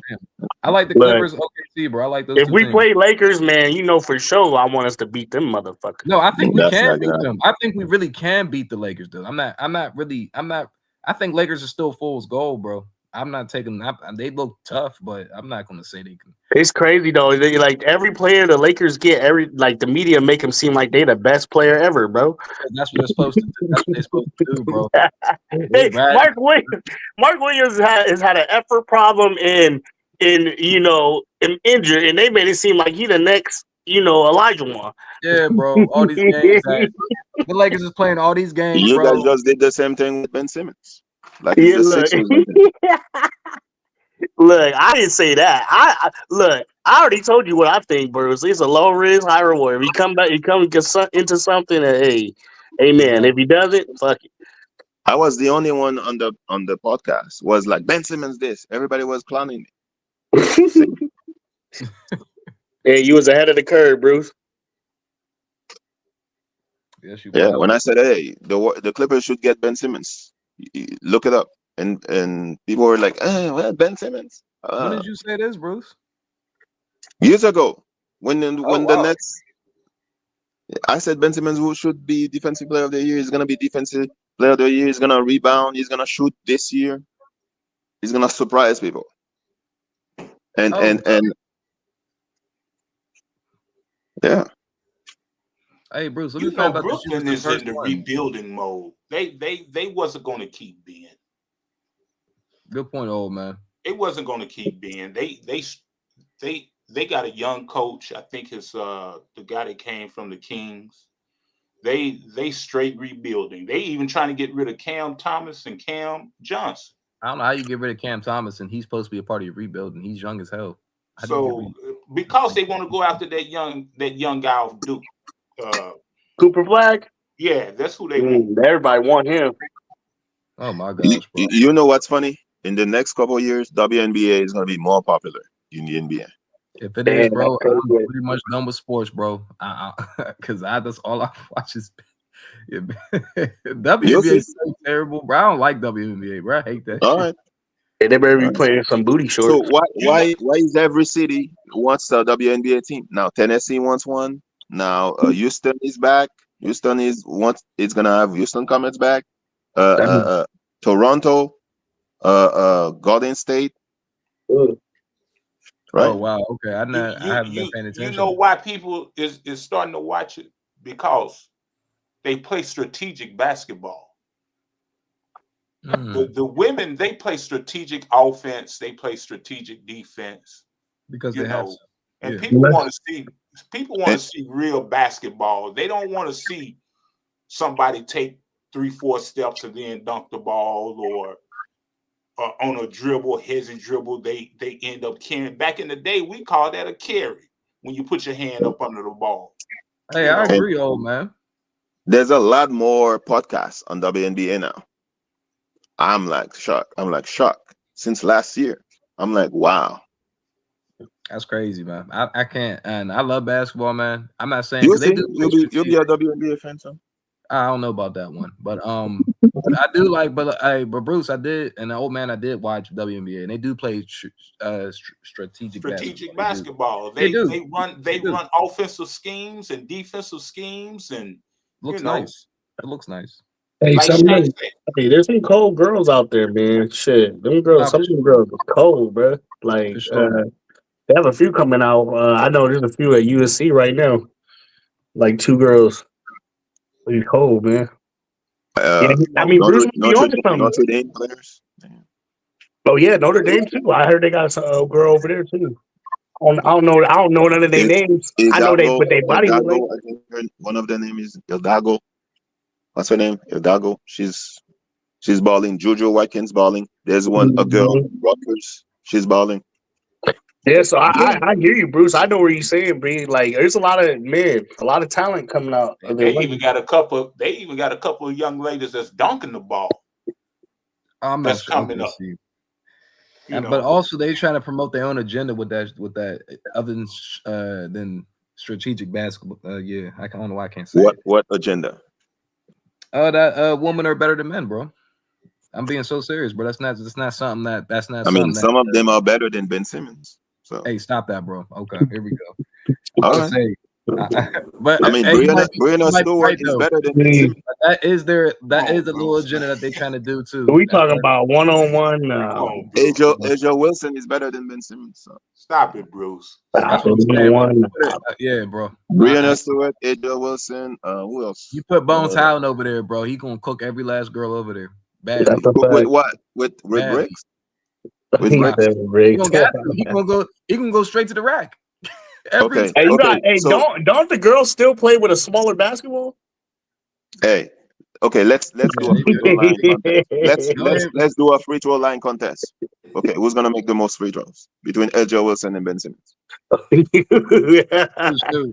Let's do a 3-point shooting. Who's gonna make the most? Who will win 1-on-1, bro? He is doing 1-on-1, man. Like Bruce do 1-on-1, not free throw. No, Ben Simmons just want to post. He's gonna want to post. Bruce? Wait. If Asia Wilson gets the ball first, he's win 1-on-1, Bruce. It's 50-50. If Asia Wilson gets 245 no. Man. Wait. If Asia Wilson gets the ball first and makes all her shot, she gets the ball back. Okay, now Ben Simmons just want to post. How tall is Asia Wilson? How tall is Asia Wilson? Yeah, I was like, nah, bro. Because if Ben Simmons got serious and seen that she was up, he would probably start putting her in a post. Like, what's her name, bro? What is her name? Asia Wilson. You don't know Asia Wilson? I don't watch that, bro. You don't even watch. You don't know. She's good, but he still got that length and height, bro. One thing I learned about basketball: length and height is just you can't teach that. I'm not. I watch some of these girls. I'm not saying these girls. I'm not a girl hater, bro. You know, I love women, but I'm a basketball hater. At the end of the day, even Brittany Griner will block Ben Simmons. Now look, Bruce. They had some a couple years ago when she said she wanted to play DeMarcus Cousins. No, DeMarcus Cousins would beat her. Yes, that's for sure. And guess we told her the truth. He said, "Man, what? Nah." Yeah, no. Brittany Griner was tripping, but even right now, DeMarcus Cousins can beat Brittany Griner. But Ben Simmons cannot beat Brittany Griner. Bro, stop that, man. They the same player. Hell no. They the same player. All right. What DeMarcus Cousins was telling you, bro, pretty much every NBA player could do that to a girl in that league. Really? I'm so serious. Seriously. Really? Seriously. We ain't gonna even go there. We ain't gonna even go there, man. There's no woman. There's no woman in the no woman, not one single woman. There's no woman in the WNBA that can handle the 15th man on the bench in the NBA. Really? Even BJ Tucker. Like BJ say, that's the top 1%, man. You can't stop it. All right. That's not being BJ Tucker, you might got a point, bro. But even BJ Tucker, I think, got a little bag, and he probably he just bro. Remember what what's the white dude that used to play for the Celtics? What was his name? They used to call him the something white mamba or some shit. What was his name? Scalabrini. There you go. He said after he beat a regular person, he said I'm a lot closer to Kobe than you are to me. And you know, that's true. These guys are the best of the best. All right, man. You know, There's that girl who plays from Dallas, Arike Ogunlale.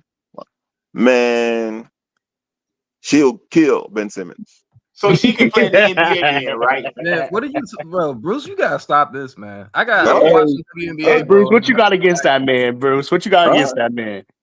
I What have you got nothing against Ben against Ben Simmons, Simmons. I man? want Ben Simmons to succeed as a Clipper. I want Ben Simmons to be back as a Sixers Ben Simmons. I You mean, sound like you got some But internal you hate for guys that have man. to admit there are some women who are more skilled than some men. I Bruce, agree. If we Who's a talking better about player? regular shit, yeah, you could make No, that. he's right about that. He's right about that. There's definitely more girls with more skill, but it's not about the skill when you first versus men, bro. Like the key deal with the physicality. That's what's gonna come down to. That's what DeMarcus So Cousins said. Bronny is better than John Wilson? Yes. Oh my God. All right. I don't know, Bronny. Yes. Damn, that's Is it crazy that I'm like low key thinking like, damn, nah, I don't know. Yes. You gotta think like it's Yes. skill and physicality. That's why it's like basketball's a contact sport though. You too. want to Like, know why Bruce he's come on, bro. better than age? Because he has a different mentality playing against someone like her. What, shooting bricks? When he playing against his peers, he may feel a little bit inferior. But when he playing against her, he's not going to feel that way. He's He's against not dogs. better than Joe He's Wilson. playing man. against Come on.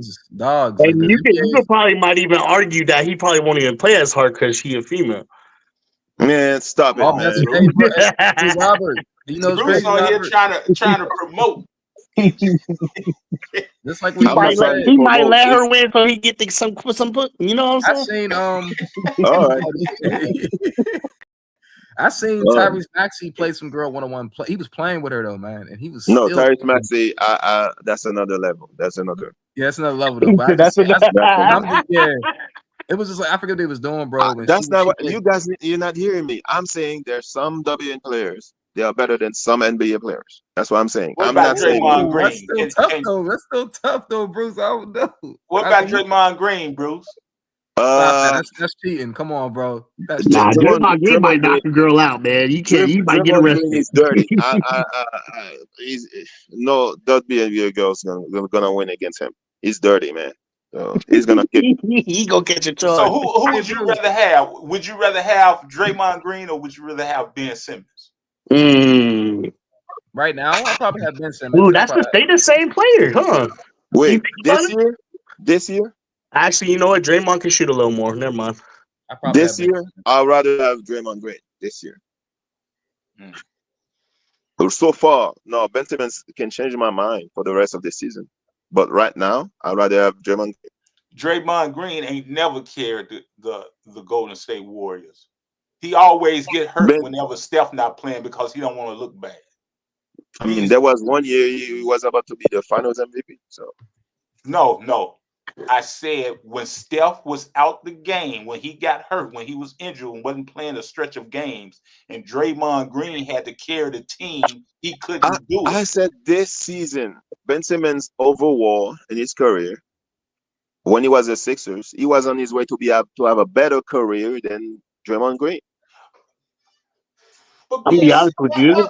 Why you don't think Ben can bounce back? I don't understand. I didn't say he was not bouncing back. I didn't say that. I didn't say that at all. I just said I want Ben Simmons to succeed, to help the Clippers reach another level. I want the Sixers, Ben Simmons. All I said, I want to see I'm having a jumper. Just a little bit of jumper. Once in a while, if you are open, you don't need to shoot a three. Just have a little mid-range. That's all I ask. Well, she has in his bag too that he has to just that he has to shoot. He just got to shoot that thing, man. I'm gonna be honest with you. I haven't even watched Ben Simmons this season, so I have no idea what his game is like. The defense is still there. He's there. I watched him a little bit. Bro. He yeah, like Bruce, like he said, his defense is there. His pass. I was looking at highlights. They have highlights from like 2-3 years ago. Yes, sir. Kurt, is Chet going to be able to hold Ben? Heck no. Hold on. I want to run this. Ooh. If Chet gonna be able to hold Ben, what about Hartenstein? Hartenstein no. can hold Ben, but Chat no, but Chat will get a block on Ben. You Chat said will block Ben. Hardenstein can hold Ben Simmons? I think he can. I don't think Hardenstein can move his feet like that. He's Even too you, I think athletic. He's too See, Do, athletic. do, I want to call the roll. I want you all to understand how really good Ben is. the way Ben Simmons defends the bigs, he denies the ball to the bigs. That's what I've seen him do. So Chat's I not think he can defend. He can defend Chet. Chet is too skinny. Ben, if Ben goes physical with him, Okay. then But Chat can block him though. Chat can block that boy like twice though. Like he can really block him. Like it's not Chat. The thing Ben with Chat Simmons is is blocking himself, so that doesn't mean anything. So I know what you said. Okay, yeah. No, we talking about. I'm talking about Ben's game. I'm not talking about one aspect. I'm talking about his total Then game. Chat, no, he can't hold him. No, he can't. Chat can't Okay, hold Ben then. Simmons. Hartenstein would be Okay. better because he's more physical. And So he's bigger. Chet playing a power forward against Ben playing a power but forward. Chet, That's an advantage. but That's you know what? He wouldn't. You know what? Hardenstein wouldn't be able to have a feat with him though. I don't think his perimeter defense is He like could that. shake off him. He could shake off him. He Yeah, could just pivot he or could get a something. little. you know, old man, the Ben Simmons I want to see is the Ben Simmons that went against with no MB, went to Utah, dominated, go back. And beat Denver, beat Jokic in Denver now. Yeah, if we can get even get like at least 85% of that, bro, that'll be cool. Because Yeah. if we remember, Ben Simmons used to talk shit and all that, bro. Like Ben Simmons used to do all that shit, bro. Like I just want him to see. I just want him to see. I want to see him mentally right. If he could just feel like if Ben Simmons can feel comfortable, then I think that's a good. We good, bro. He gotta get comfortable, bro. He can't get all soft. He gotta play like Ben he Simmons. needs a jumper. Yeah, he needs a jumper, man. Ben Simmons gotta play aggressive. He plays aggressive, bro. Ben Simmons is an aggressive player, and the crazy thing is he's a playmaker. He's aggressive though. So he has to look, be like, you know what, Giannis, Giannis just now started getting a little shot, but I think if like you said, Ben Simmons is just aggressive, that's all it I think is. that he can be fine. And like you said, we don't even need him to go like making no shot like that, bro. We really don't. Be aggressive, bro. I just need him to make plays. I need him to fake off the try to get fouls. Can he shoot a free throw? So you know that's a good example, the Giannis one, because Giannis didn't shoot a jumper when he won the MVPs and Defensive Player of the Year. So so Draymond gonna have to hold Ben, right? Draymond is gonna leave Ben Simmons wide open. Draymond is gonna leave Ben Simmons wide open. No, he's gonna have to hold. You see, you looking at it from the aspect where Ben got to shoot jump shots. He don't have to shoot jump shots. If he's the point guard, he needs to shoot jump shots. If he's a power forward, he doesn't need to shoot jump shots. He doesn't have to shoot jump shots. He can drive to the goal. That's all I'm asking. If he could just know the personnel and know that if he can get past that person, drive, man, be aggressive. Take advantage of the matchups. Yeah, old man, like what you're saying, old man, Ben Simmons, if he could take advantage of his matchups at the forward, then that's man. Come on, that's all I'm saying. DJ, you should show some film on Ben Simmons, bro. I don't know what you do. That's all I'm saying. Well, that's the thing. All of them are all the best ones. They're all like 2-3 years old. I was trying to tell you that. Like, he got some film today. I'm gonna look it up, bro. You're gonna show the black and white Ben Simmons when he was on the Sixers. You gotta have some type of footage right now, bro. Like, even against Sabonis. You think Sabonis can't hang with Ben? Nah, but Sabonis is different though. Sabonis is different. He aggressive. I'm not saying Sabonis is not good. That's not what I'm saying. I'm saying that's actually good. That's a good call because I think, I don't think Sabonis got footwear like that either. I'm talking about the fours, all of the fours. That's what I'm saying. I think you can take Sabonis. When Sabonis was in Indiana, he couldn't deal with Ben Simmons. So Sabonis kind of soft too a little bit. Ben Simmons ain't fucking with Sabonis right now, bro. He ain't fucking with Sabonis right now. I think we're gonna see a different Ben Simmons. I hope so. I hope so. Believe that. Man, I really do. I hope we do, 3 bro. weeks ago, bro. He gave That's what I'm saying. That's why I'm having like this. Man, I can't wait to see him play for us, man. I want to see what happens. I'm about to say 3 weeks ago, bro. He gave you 14, 9 assists, and 2 blocks. I'm about to see what the hell you look. Damn. Well, damn. If he even do something like that, that's cool. He don't need to play. You got to understand. Michael Porter Jr. had surgery on his back, just like Ben did. It really takes some good, and he's still shooting the ball. So it really takes some good physical therapy and time in order to get somewhat like he used to be. That's the reason Michael Porter Jr. is doing what he's doing No, today. he needs mental therapy, not physical therapy. Yeah, As a fact, he didn't go to the same therapist as Paul George. Come on. not gonna lie, Ben Simmons look good though. I see him shooting floaters. I see him being He's a aggressive, bro. mismatch. He's a mismatch. He is a mismatch. I like the pickup. Matter of fact, I love the pickup because now James Harden, he don't have to play 38, 39 minutes. Thank you. Man. That's what I I'm tired of seeing James Harden, dribbling when he tired. He don't have to play 38, 39 minutes. And then when Kawhi come out the game, he still got a shooter. He still got a couple of shooters with Amir Coffey and Bogdanovich. They coming off the bench, man, and they can score. So, like I say, and then you got Drew Eubanks. I don't know how good he is as far as shooting wise, but for the sake of conversation, I give him the benefit of the doubt. He can shoot a little bit. He can shoot a little bit. He can shoot a little bit. You're a good Clippers fan. When Ben Simmons was not on the Clippers, you would not say that about Ben Simmons. But no, Bruce, I always like Ben. Always. Really? Always like Ben. I'm gonna hold y'all. Ben look good, bro. The highlights I'm looking at from this year, he looked good. He looked good. He got a floater. He damning people. He playing good defense. His IQ, Ben's IQ is very high. That's what I'm saying. Like he can play from the post too, man. Like he doesn't have to just like play one way. Remember they was comparing Ben Simmons to Magic Johnson when he first came in. I'm not saying he got Magic Johnson. Crazy, yeah. Like IQ wise, now he's not even Team U, Magic Johnson. So. and see what we worried about is his offense. Granted, I give you that. I ain't worried about his offense. But the defense. If he brings more defense, I'm cool with that. Yeah, he caused a lot of chaos on defense. And he long. He can he can deflect balls and he can do the same thing Kawhi do. No, did he? No. Hey, but he got a floater though too. No, yeah. This is it's about the mindset. That's all it is, bro. His IQ and his aggressiveness, then we good, bro. I ain't gonna lie. He can definitely.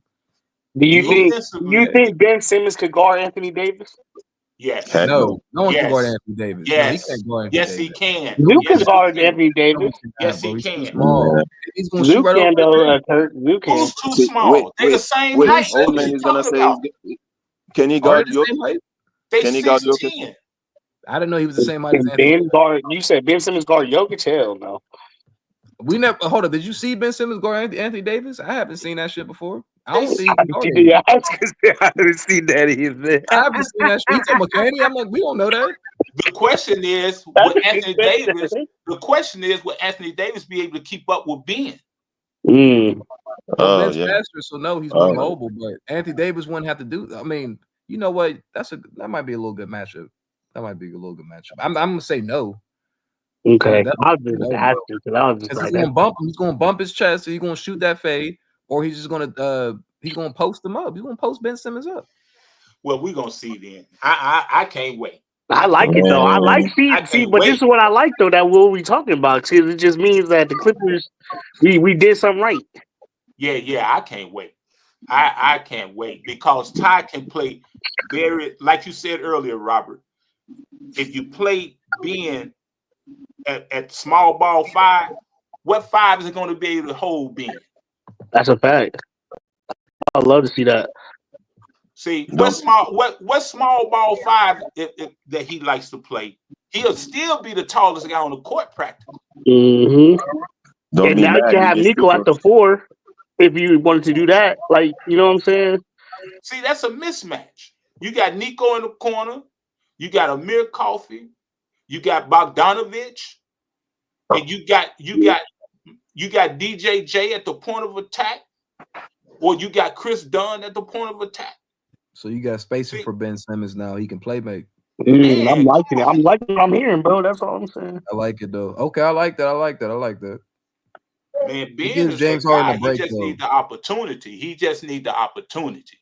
He's really that Well, guy. he got it man. now, man. He got it now, old man. He got the opportunity.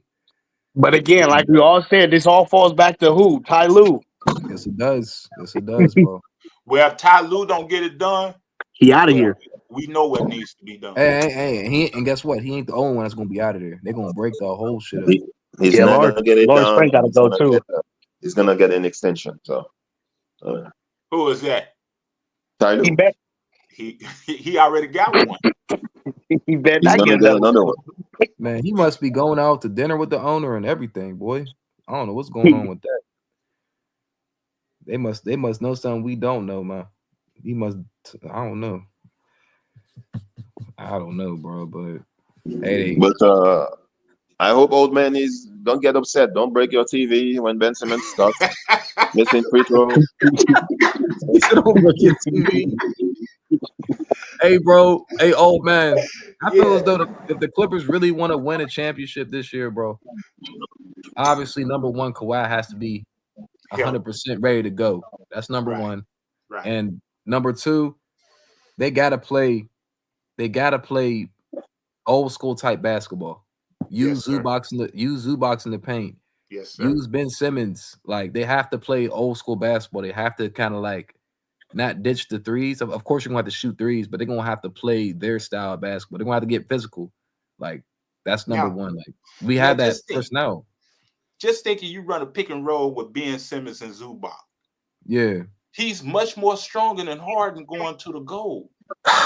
So if you see the role that Zubac doing, you say, well, we're gonna guard Zubac, then Simmons going to the hole for a layup.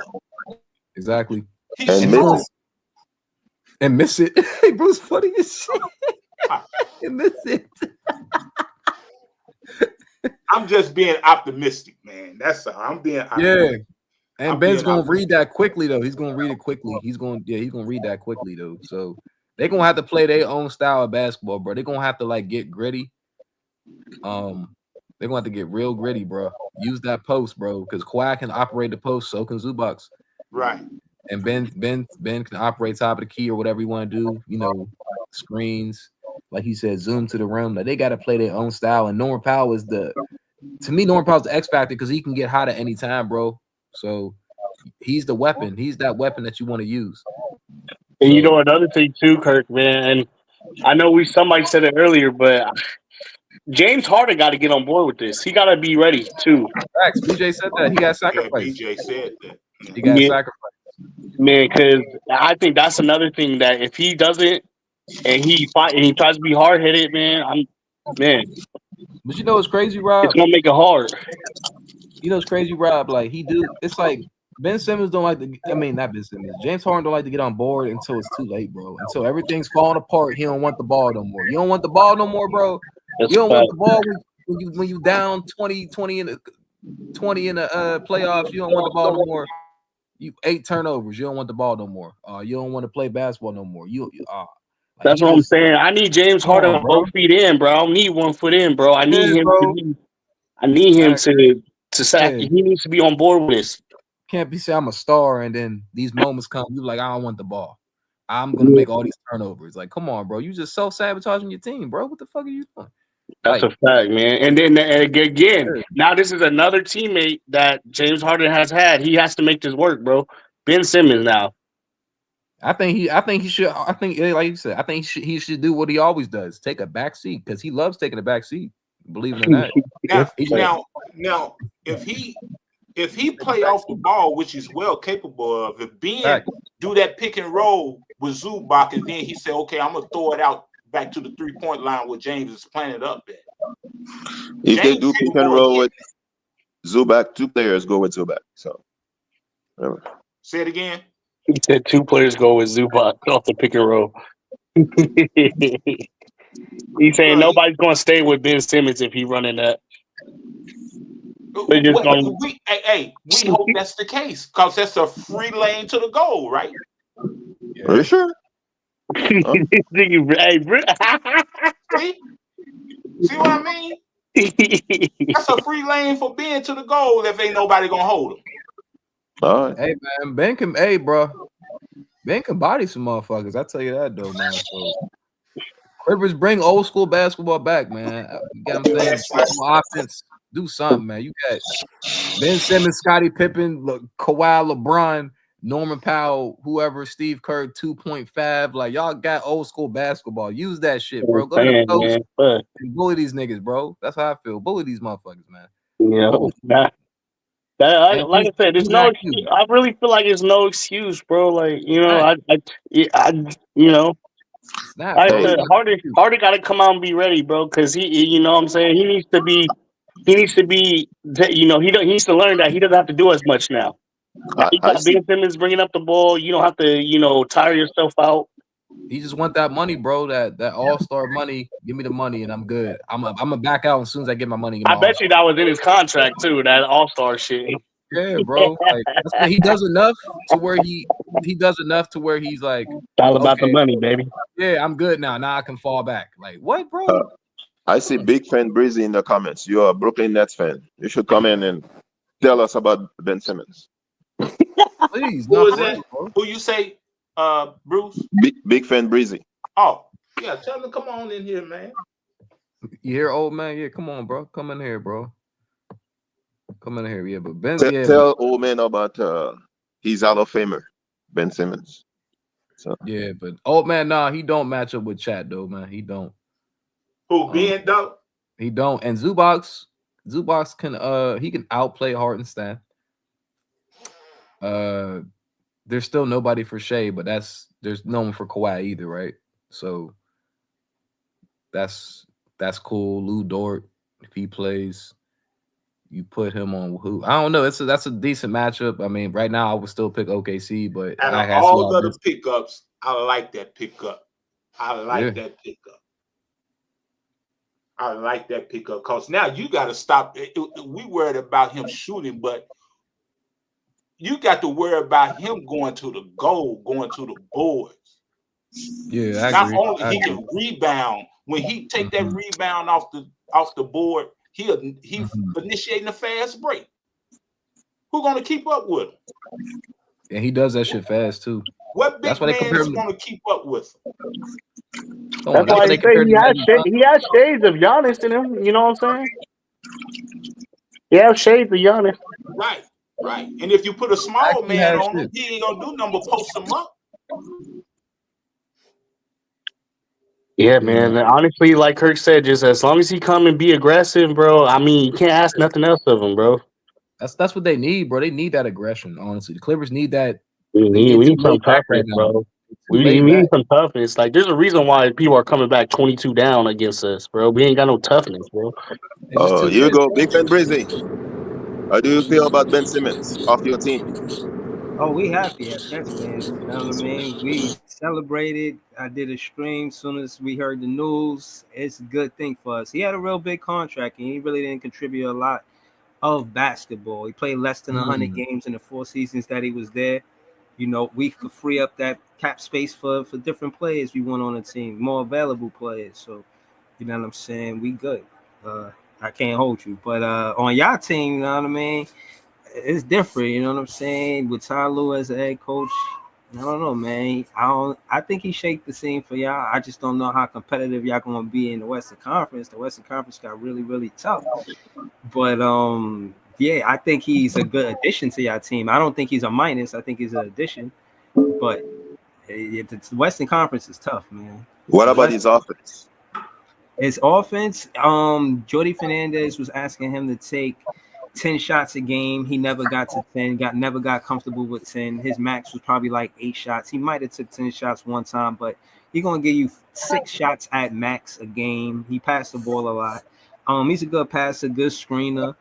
You know, he's a serviceable player, but he could stay in front of defenders, but he don't jump.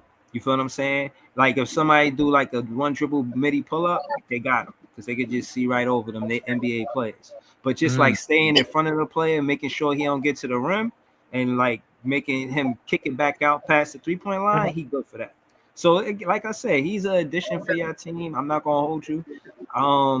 I'm just interested to see how much playing time he's going to get on y'all roster. You know what I'm saying? Like where do y'all fit him in at? Like, is he the sixth man, the seventh man? I know he ain't starting. Somebody said he's starting, so we'll see. He's what would that look like, bro? Your boy Somebody said Norman. he's gonna be like Magic, pass the ball. Hey, go pick ahead, and bro. roll. Was he good? Was he good as a pick and roll in the pick and roll? He was good at the pick, not the roll. You know what I'm saying? He definitely was good at Oh pick, shit! Exactly. Yeah, he wasn't really rolling to the basket much. Oh, really? Wait, hold up, bro. I mean, but he got the ball in his hands, though. Yeah, but he bringing the ball up. The best Ben Simmons is him getting the rebound and pushing the ball.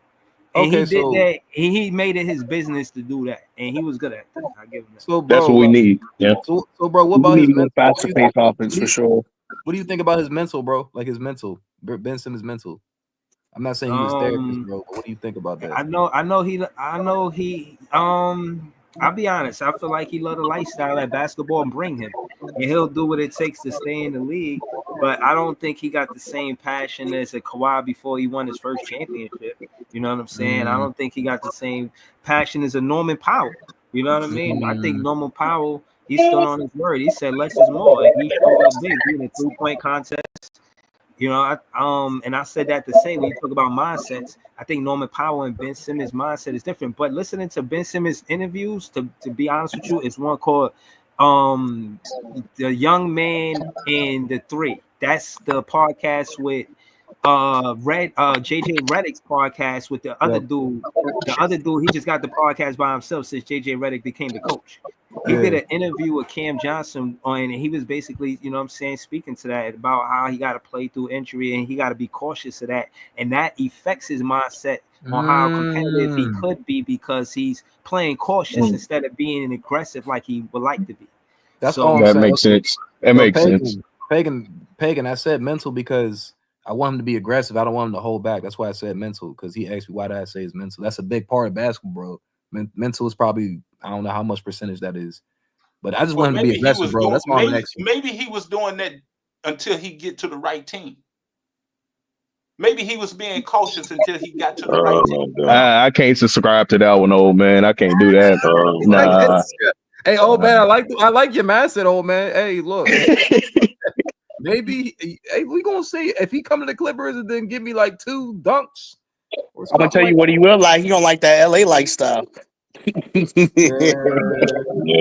We talking about everything. We talking about everything that we have seen him do without particularly being cautious, as he say, instead of keying in on the things that he can do well. Yeah, but the thing is, the reason why Ben Simmons had lost that confidence is because once it got to the playoffs, the teams were able to take away the things that he did well, and that was a big part of his game. So if you can wall up on Ben Simmons, you can eliminate a little bit of his confidence. And to me, his meter, like his game is 5% basketball and 95% mental. Like that. Go ahead, bro. Look. Who did Ben Simmons have that equate to playing with Kawhi? James Harden. I mean, Jimmy Butler, Joel Embiid, JJ Redick. Kawhi beat them practically by himself. Kevin Durant. I mean, but Jimmy, KD. I mean, you asked the question. I just answered it, dog. That's all. Come on, KD got swept. Hey, old man, Brooklyn. Old man, but I will say that Ben Simmons did see Kawhi up in personal. Now he's his teammate, so I guess I don't know if that plays an effect. He watched Kawhi cook him every last game. He did the best he could, bro. I guess Kawhi is psychologist, Kawhi. So hey, you know he gonna Kawhi gonna tell Ben Simmons. I'm just not trying to see the negative in this. I think this is the best pickup we got out of all the pickups. I agree. Yeah, I agree with that. Hell yeah, I agree with that. It has the most potential. Hey, but look, Kawhi's such a chill dude, bro. You be like, you know what, bro, man, just go ahead, play your game, man. He said, hey, don't let that shit affect you, man. Hey, man, post him up, man. Kawhi gonna be chilling shit with Ben Simmons. This ain't Mike. Kawhi is gonna. That's why he said, just like, hey, we have one player. Can I make a free throw? Kawhi gonna tell him to shoot that shit. Come on, shoot that shit, Ben Simmons. Go ahead. Hey, look. That shit. I'm a Kawhi fan. Y'all think Kawhi laid back. Kawhi is not laid back when he losing, dog. I'm just letting you know that right now. Do y'all remember in the bubble when Paul George was missing all them shots? Did y'all see Kawhi's reactions to those? Y'all don't remember that, do you? See, yeah, nah. Okay. First of all, I want everybody to get this straight. I am a Kawhi Leonard fan, but Kawhi Leonard is a goddamn crybaby at times, bro. Like when it comes to times where he know he should have the ball, but somebody else is taking the shot, he will analyze everything. If he hit the shot, it's still chill Kawhi. But if you miss the shot, Kawhi is gonna do that little jump and he can throw his hands up. Like just pay attention to Kawhi, bro. Pay attention to his mindset as well, because I think everybody got a misconception about his mindset. He be saying some shit out there. He definitely talking his shit. Though. Remember, he said he definitely talking his shit. Talked to the Zubox a couple times in the court. You right though. The pass when he starts scratching his braids is over with, B. Nah, for real. Yeah. That's why I see why he leads with his actions though, because Kawhi will tell you what it is on the court. Like, what are you doing? Yeah, he's a crash out. Low key, but I think star players are like that, bro. Because I see Shea act like that sometimes where he don't get the ball, or he be like, "What the hell? Like you missed the shot." But I think that's just more like star treatment. Like, you don't get the ball. Like some stars do that. Like, damn, like I could have made the shot or something. But that's more so like, damn, like you just gave your teammates opportunity and didn't make the shot, and that is what it is. Because you don't make all your shots. You're right. He do scratch his braids when he get frustrated. You're right. Nah, for real. He scratches braids, he scratches beard. He be like, "Come on, man." But the thing is, Kawhi ain't gonna complain about it too much. He gonna complain. He's gonna keep going. That is true. Yeah, that is true. Like, Kawhi, he's not too much of a complainer. He can be like, well, it is what it is. Fuck. He can have that split second where he complain and he be like, all right, well, next play. I can't get mad at that, bro. Ass niggas think they're good as shit. Bitch. I mean, all you got to do to shut Kawhi up, bro, is just go down and play defense. That's really all he give a fuck about. Like, if you miss your shot, yeah, he gonna throw a little temper tantrum. I don't know if y'all pay that much attention to it, but yeah, he do throw temper tantrums and it get on my goddamn nerves. But as long as you go down on the other side and can contain your man and make a defensive stop, you ain't gonna hear a word from Kawhi, man. Yeah. No. And Kawhi want to play with pace, and I think that's what Ben brings most of all. He brings that pace.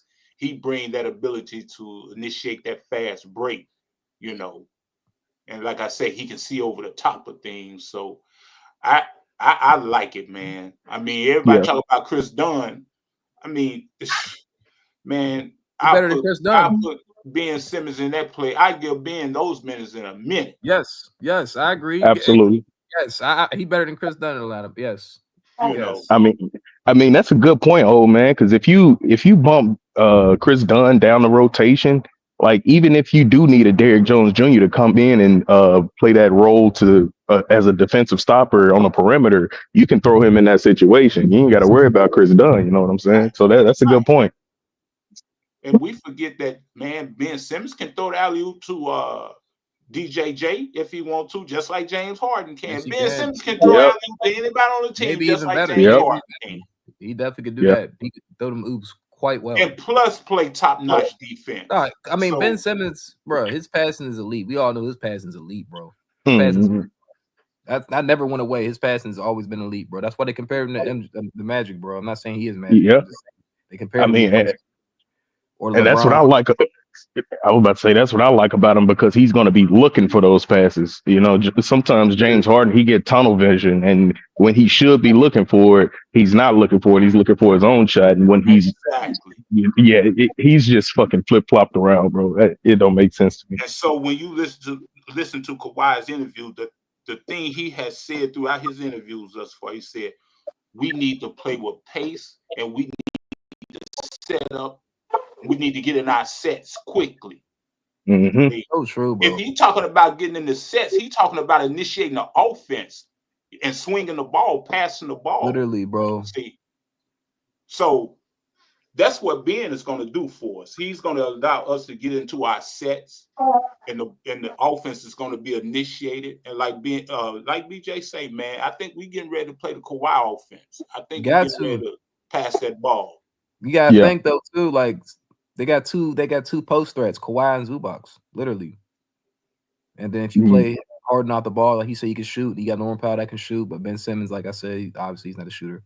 But that's Yeah, man. that's two threats right there in the post right there that the Clippers need to use in the playoffs. Like seriously, like you need to go in the Man. post consistently. Yeah, the thing I'm worried about is Tyronn Lue, man, because if we talking about getting into sets and all that, Yep. especially with Ben Simmons, you got to be able to have plays ready. Like you got to. You can't just play ISO ball with a Ben Simmons on the court, man.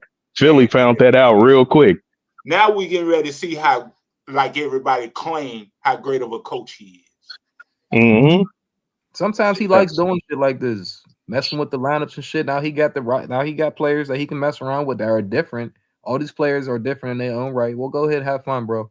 Put this shit together like is it Tetris? Yeah, I think. I don't know. Yeah. Go ahead and try to match the pieces, bro. But I hope you just don't fuck up. That's all I'm asking. Yeah, and Ty Lue, he just take a little bit too long. You already in the play-in situation, man. You got to get your shit together because it's really all-star break right now. Yeah. We only got like a couple of days, you know what I'm saying? So Ty Lue better be in his fucking office. He better be on that fucking clipboard, man. He need to be drawing some shit up. That's all I'm saying. What's the Clippers' strengths though? Like, what are their strengths though? They need to play out their strengths. That's what it really comes down to, bro. Like, what are they? What's the go-to offense? Like, who do you go to immediately? You go to Zubac in the post. You go to Kawhi on the post. You go to James Harden pick and roll. Like, it's gonna be pick and roll most of the time, man. But the thing about with Ben, everybody say, well, we need to play through Zubac more. We need to get Zubac the ball.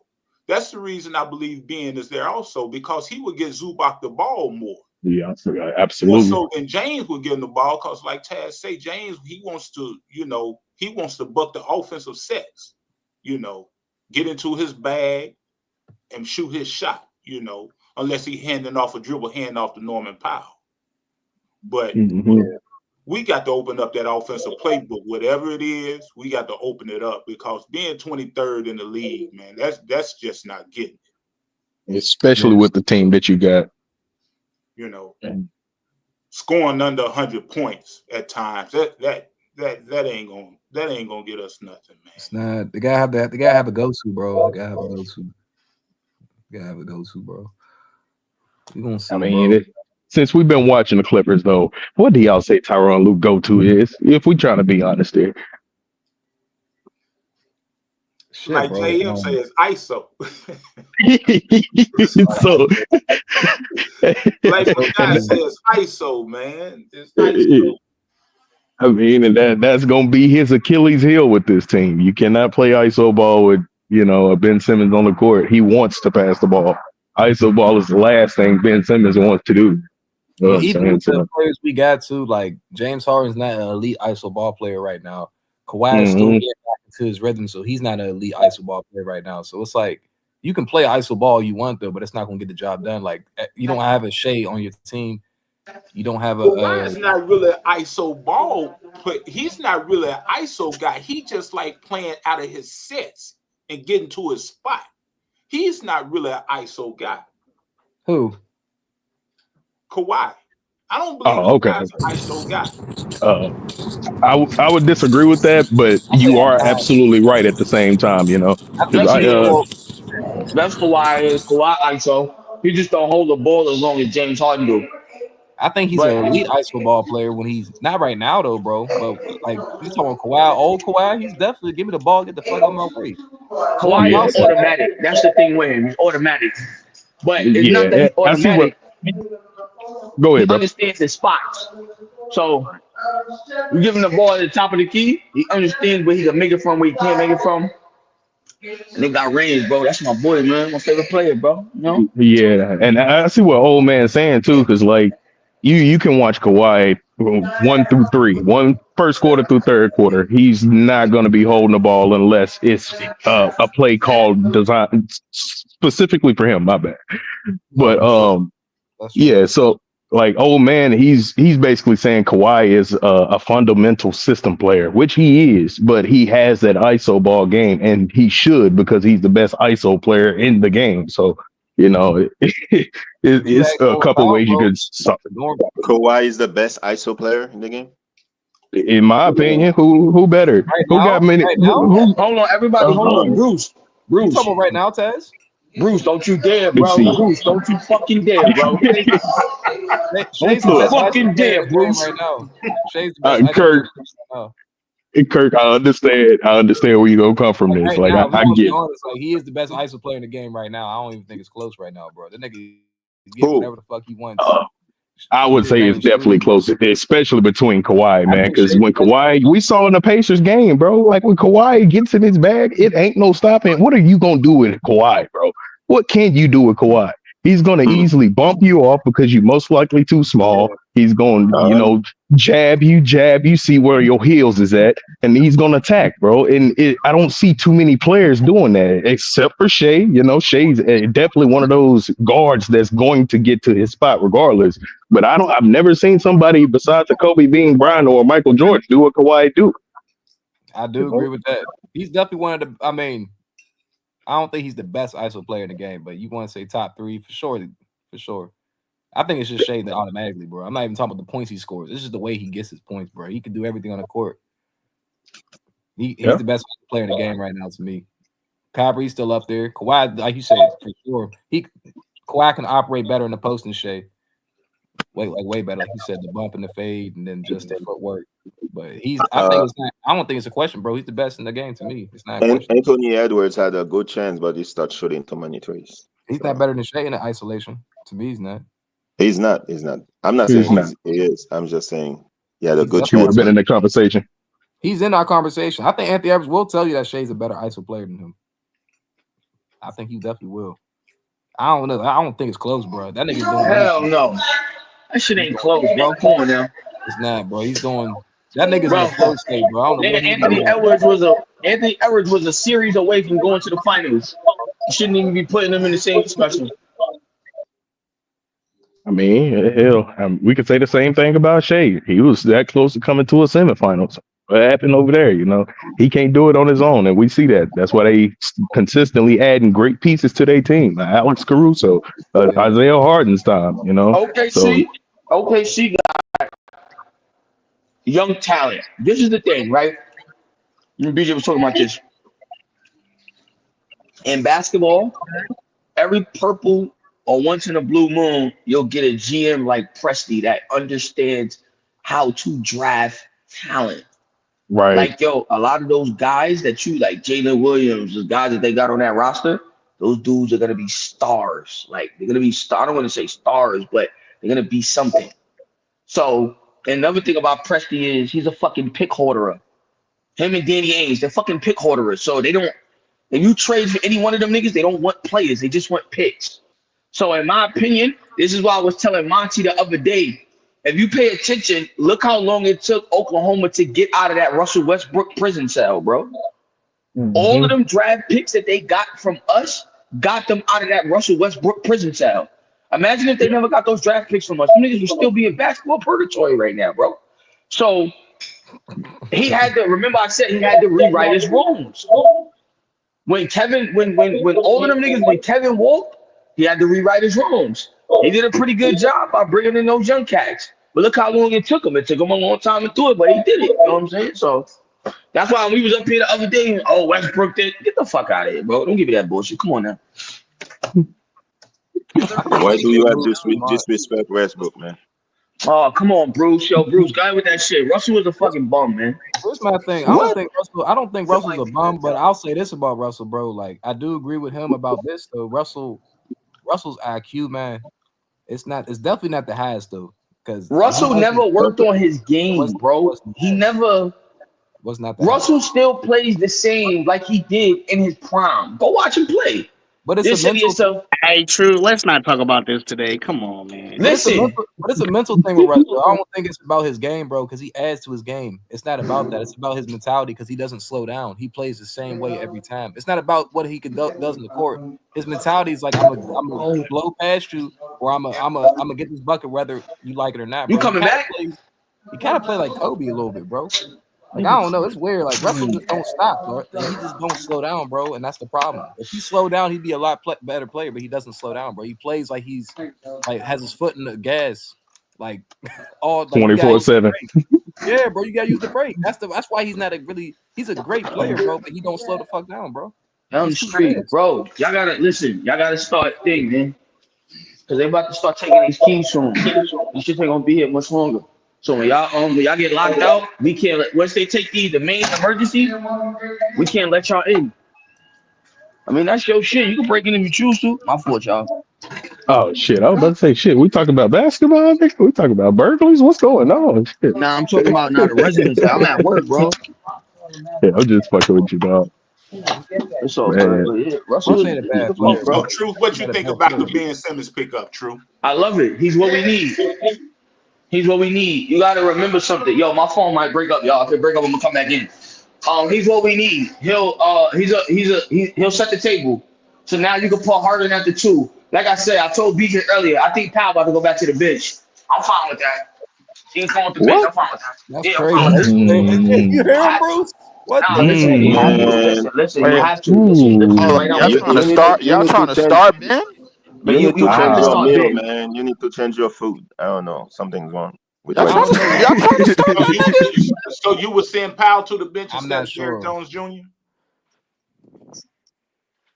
True. He's a better defender though. But damn, put Powell to the bench. Powell's a That starter this is year, bro.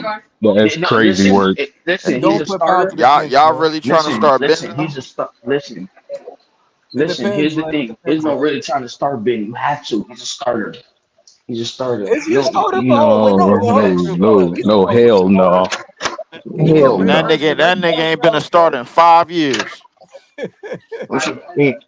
I don't disagree with Take the it fact from that me, he's bro. a Listen, starter. hey, listen. The that's listen. My team, listen. My team, my city, bro, is in the shitter, bro. But it's a reason for it, bro. Like we didn't pick Listen, this you have nigga to up. start Ben Simmons, bro. Like, Hey, there's let no him way let Have him around speak it, to? real bro. quick. Let him Yes, speak real quick. yes. But here's the reason why I'm gonna tell you why you That's start him. crazy. If you want to get out of the James Harden shit, you got to start him. That's the only way you're gonna get out of it. Okay, I see what you saw. I see where you're coming from. Then Only you way you're put gonna get James out Harden that on the shit. bench. Wait, hold on, No, no, hold on. hell no. Let me get this straight. So you want to put him in a start lineup with Zubats? Like Yes, that's because two you have non to remember you what that's can two Ben Simmons non-floor do? spaces right He can there. set up the offense and play defense. Who's scoring though? But the Well, thing no, no, no, is, no, no, no, We're number no. two in Well, actually, defense. We're number two in defense. listen, when Ben listen. Simmons No, is no, on no, the no. court, you Go need ahead. more shooters. That's a proven We're number fact. two in defense though. Like, how much Listen, yes, you do. But here's the thing. You do, but you have to understand something, Norman right? Powell's not going to the bench, You bro? want to He's put, too. listen, you want to put, listen. So when you No. Go ahead. Shit. I think my Oh shit went out. But, What happened? Oh, no, he said his phone was gonna go out. But Norman Powell's yeah, not going to the bench, nah, bro. bro. He's Nah, offense. listen, He's like 30% nah. of the offense, bro. I want to 30. guess. You I giving want to him guess just 30? outside. That's a nah. Guess That's low. outside of one or two of us, bro. Like, listen. I'll be honest with you, bro. Bringing Ben Simmons off the bench is probably the only option, man. Like, I don't think he need to be playing more than 15, 20 minutes a game. He can't play back-to-backs, number one. Be it that he just came from over here on the Nets. So he didn't play back-to-backs over here, bro. And the times that he did play 20-plus minutes, bro, we either had like a Struder in the beginning of the season or we had D'Lo who we have now.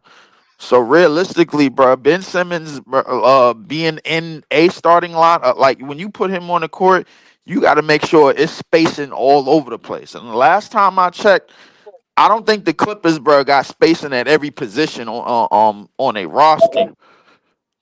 So Oh, you're a Brooklyn realistically, Yeah. fan. You're a Brooklyn fan. yeah. Okay, so you understand. Okay, see, he understands Ben Simmons. Okay. Yeah, I understand that piece of trash, bro. I hope y'all don't give that nigga another penny. Oh wait, damn.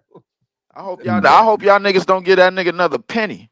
Oh my Not gosh. in this league, bro. For real, bro. Like, but if I really had to say so, bro, like, I got to y'all got to make sure it's a lot of spacing, bro. When he's on the court, because if he's rebounding and he's playing defense, and y'all get a lot of transition opportunities, then that's his shit. That's his game. See, but that's what fits the Clippers. The Clippers do play defense contrary to thought. You know what I'm saying? They do. You know, Yes, y'all the do. Yes, y'all team gets in the absolutely do. passing lanes. His team, there can be like Zubac can be a great rebounder at times. Yes, So yes, he he's can. definitely going to get his opportunities on the But I don't defensive think end, he need to be on the especially the court with outlet. Zubats though. Like I think he need to be on the court when y'all got a whole bunch of 3-and-Ds and shooters on the court. Who That's said that? Why he can't play with Zubac? Bro. You really want me to spell it out for Yeah, I you? want you to spell it out. Yes, Who I said, asked bro? you a question. Yeah, I'm Bro, it's Oh man, they bro. asking no When we questions for put no reason, dog. I listen. Look, oh. I put it to you this way, bro. Like the pick and roll, First thing the defense is gonna do when they see him half court situation is they gonna step back. They in lawn chairs. They just waiting. They just like, you know what? I ain't playing no defense on this nigga, bro. Like he gonna sit at the top of the 3-point line. He gonna dribble the ball out, gonna hold it. And then Zubats is probably gonna be a mid post, bro. Like his man is gonna double him. Now Zubats got to make a play. Ben Simmons, when he gives the ball up, bro, he don't cut. He don't go nowhere, bro, unless it's a free lane. Y'all don't have no Yeah, free lanes when him and Zubas on the court. Y'all don't have that much spacing when him and Zubas is on the court. Y'all don't have backdoor cuts when him and Zubas on the court. The defense knows the game plan. yeah, Y'all make it more easier for the opposition on defense, bro. When y'all put them two on the court, they already know I, what's up, bro. They just Can, like, no, come can on, he bro. get by I, Simmons? Ben Simmons can't get by nobody.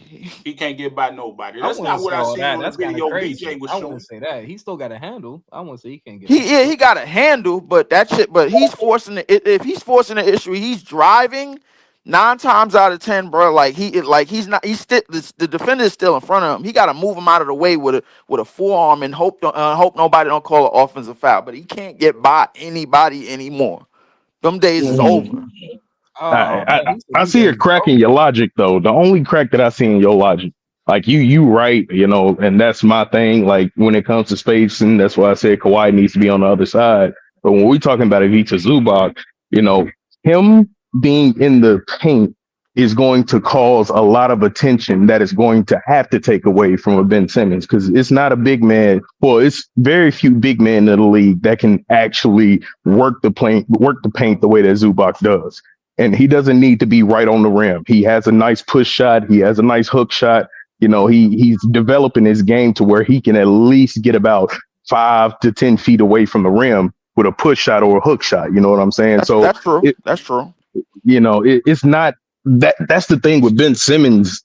Like he has a lot of opportunity over here. And like when we saw with him and Embiid was feasting off of Ben Simmons because everybody had to respect Embiid's game. No matter if he stretched the floor out or no matter if he's inside the 3-point line, you still got to respect his game.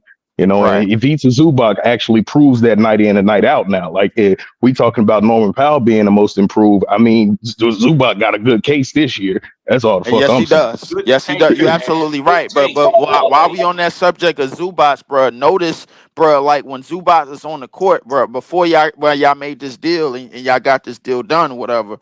Notice that he's on the court with James Harden. James Harden is arguably one of the best pick and roll setters in terms of dribble pass shoot, bro. There is still to this Mhm. day.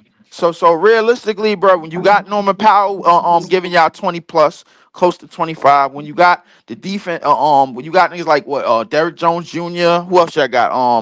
Yes, y'all got Kawhi Norm. back, y'all got Coffee, y'all could get good games out of Coffee, and all the motherfuckers are like. The thing is, Zubac's job is mostly easier, bro, because the lanes clear up the better that y'all shoot. The Hey, better Yeah. that Lee. y'all shoot, bro, the lanes clear more up, bro. Like, and he's already a dog on the rebounds, so Hey, it, Lee. it works. You brought up James Harden. What's the purpose of the pick? The purpose of the pick is to make sure James Harden is get more free space or No, get the mismatch that he wants. the purpose of the pick is to make the man switch. Yeah. Okay, so if James Harden don't get the switch, what is James Harden going to do? If James Harden don't get the switch, like not in James Harden's eyes, he gonna do one or two things. He either gonna to go to his size up ISO if he don't get the switch, or he gonna give the ball up. Okay, Now, if he gonna give the ball up, is he gonna give the ball up to Zoo on the roll, or is he gonna give it to somebody else? He definitely gonna give it up to Zoo on the roll if he has a role there. But James Harden is known to drive and kick as well to shooters, bro. We talking about one of the best dribble pass shoot guards, bro, that we ever seen. Even still to this day, bro. I'm not taking that away from James Harden, but at the same time, but the reason why it works so well is because James Harden is that much convincing, bro. He can convince the defense enough, bro, to where, all right, yo, Zubats is gonna get this role, bro. Like, yo, if y'all switch a little bit or if y'all hedge a little bit, I could get the pass there. I can make the pass happen because y'all gotta respect y'all gotta respect the shot. Y'all gotta respect everything that I'm doing on the perimeter too. You know what I'm saying? That's not the case with Ben Simmons. You already know what's going on. But the thing about it is, if James Harden sets the pick and roll up, Zubac roll, he's still gonna have a man on him. Yeah, he is. But if it's a switch, then now Zubac's got a mismatch. No. Say what you were gonna say at first. If it's a mismatch. Yeah, if it's a mismatch, Okay, brother, then it works. Okay. So if Ben get a switch and it's a mismatch, what's Ben gonna do? If Ben get a switch in it, you gotta. I don't know how many times Ben gets switches, bro, because don't know about everybody's backing up on defense. Like the only time he gets switches, bro, is when he's in an offense set. So, when he's setting screens coming off the ball, his dribble handoff game is very good because he's one of those few players that could do a dribble handoff and set a screen at the same time simultaneously as he's giving the ball up. That's one of the good things. So he drops down and he gets a little itty bitty guard on him like in the post, and he's one bounce layup or one bounce running hook, whatever the hell he do, like close to the basket, then that's a plus. But the only way that happens is if y'all run those sets. That's the only way that happens. His shit Say is it again. based. Say it again. The only way that happens, bro, if y'all run those sets for him. Stop right there, then. That's what Kawhi wants to do. He wants to run sets. He don't want no ISO ball. He wants to run an offense that's conducive to how they should be playing. So if Ben don't get the switch and Zubac roll, then that's advantage Ben and Zubac. But if it's a switch that happened, now you got Ben that can take advantage of the mismatch, either go to the hole or he can pass it out. See, you got to play to his strength. You keep looking at the way that he played in Brooklyn. The way he played in Brooklyn may not been conducive to his talent. So now he got an opportunity for a coach to say, okay, we're going to play conducive to your talent. We know you talented. We know the things that you can do. We know your strengths. That's all I'm saying. We can't look at how he played in Brooklyn and bring it over to the Clippers. Yeah, I get what you're saying, but everything about Ben Simmons depends on nine times out of ten depends on who else is in the lineup with him. Now you did mention Kawhi, so say if it's Kawhi out there at the 4, and y'all running small, y'all got Kawhi out there at the 4, y'all got Harden, y'all might have a Powell, and y'all might have let's say Derrick Jones Jr., some shit like that. That lineup will work. I would like that lineup a lot more for y'all because now y'all got multiple ball handlers. Y'all got multiple players that can run pick and roll. Y'all got multiple players that can shoot. Y'all got multiple players that can space the court. Defensively, we already know with Kawhi, Derrick Jones Jr., and all them players could do. So that lineup works a lot more. Now with him and Zubats, bro, I just think everything starts to get cluttered. When you got another big that's mostly like 10 feet in, 15 feet in, or whatever, everything starts to get a little bit more cluttered. The reason why I work so much more with Embiid, because you got to respect Embiid out on the perimeter. That's why I work so much with him. And then when he had the lineup when Embiid was hurt, and it was him, Covington, and a bunch of shooters, it worked even more well because now you creating more mismatches. But because Ben Simmons could set screens, he's a very good screen setter. And when he set screens, bro, and then when he set a solid screen and then he gets that mismatch, everything that you was just talking about actually works. So it really is conducive of what the lineup looks like, and Okay. how that's what it really is conducive of. All right. I can go with that. I can go with that. That's a good take. Yeah. I can go with that. Mm. But I think he can even run a pick and roll with Harden.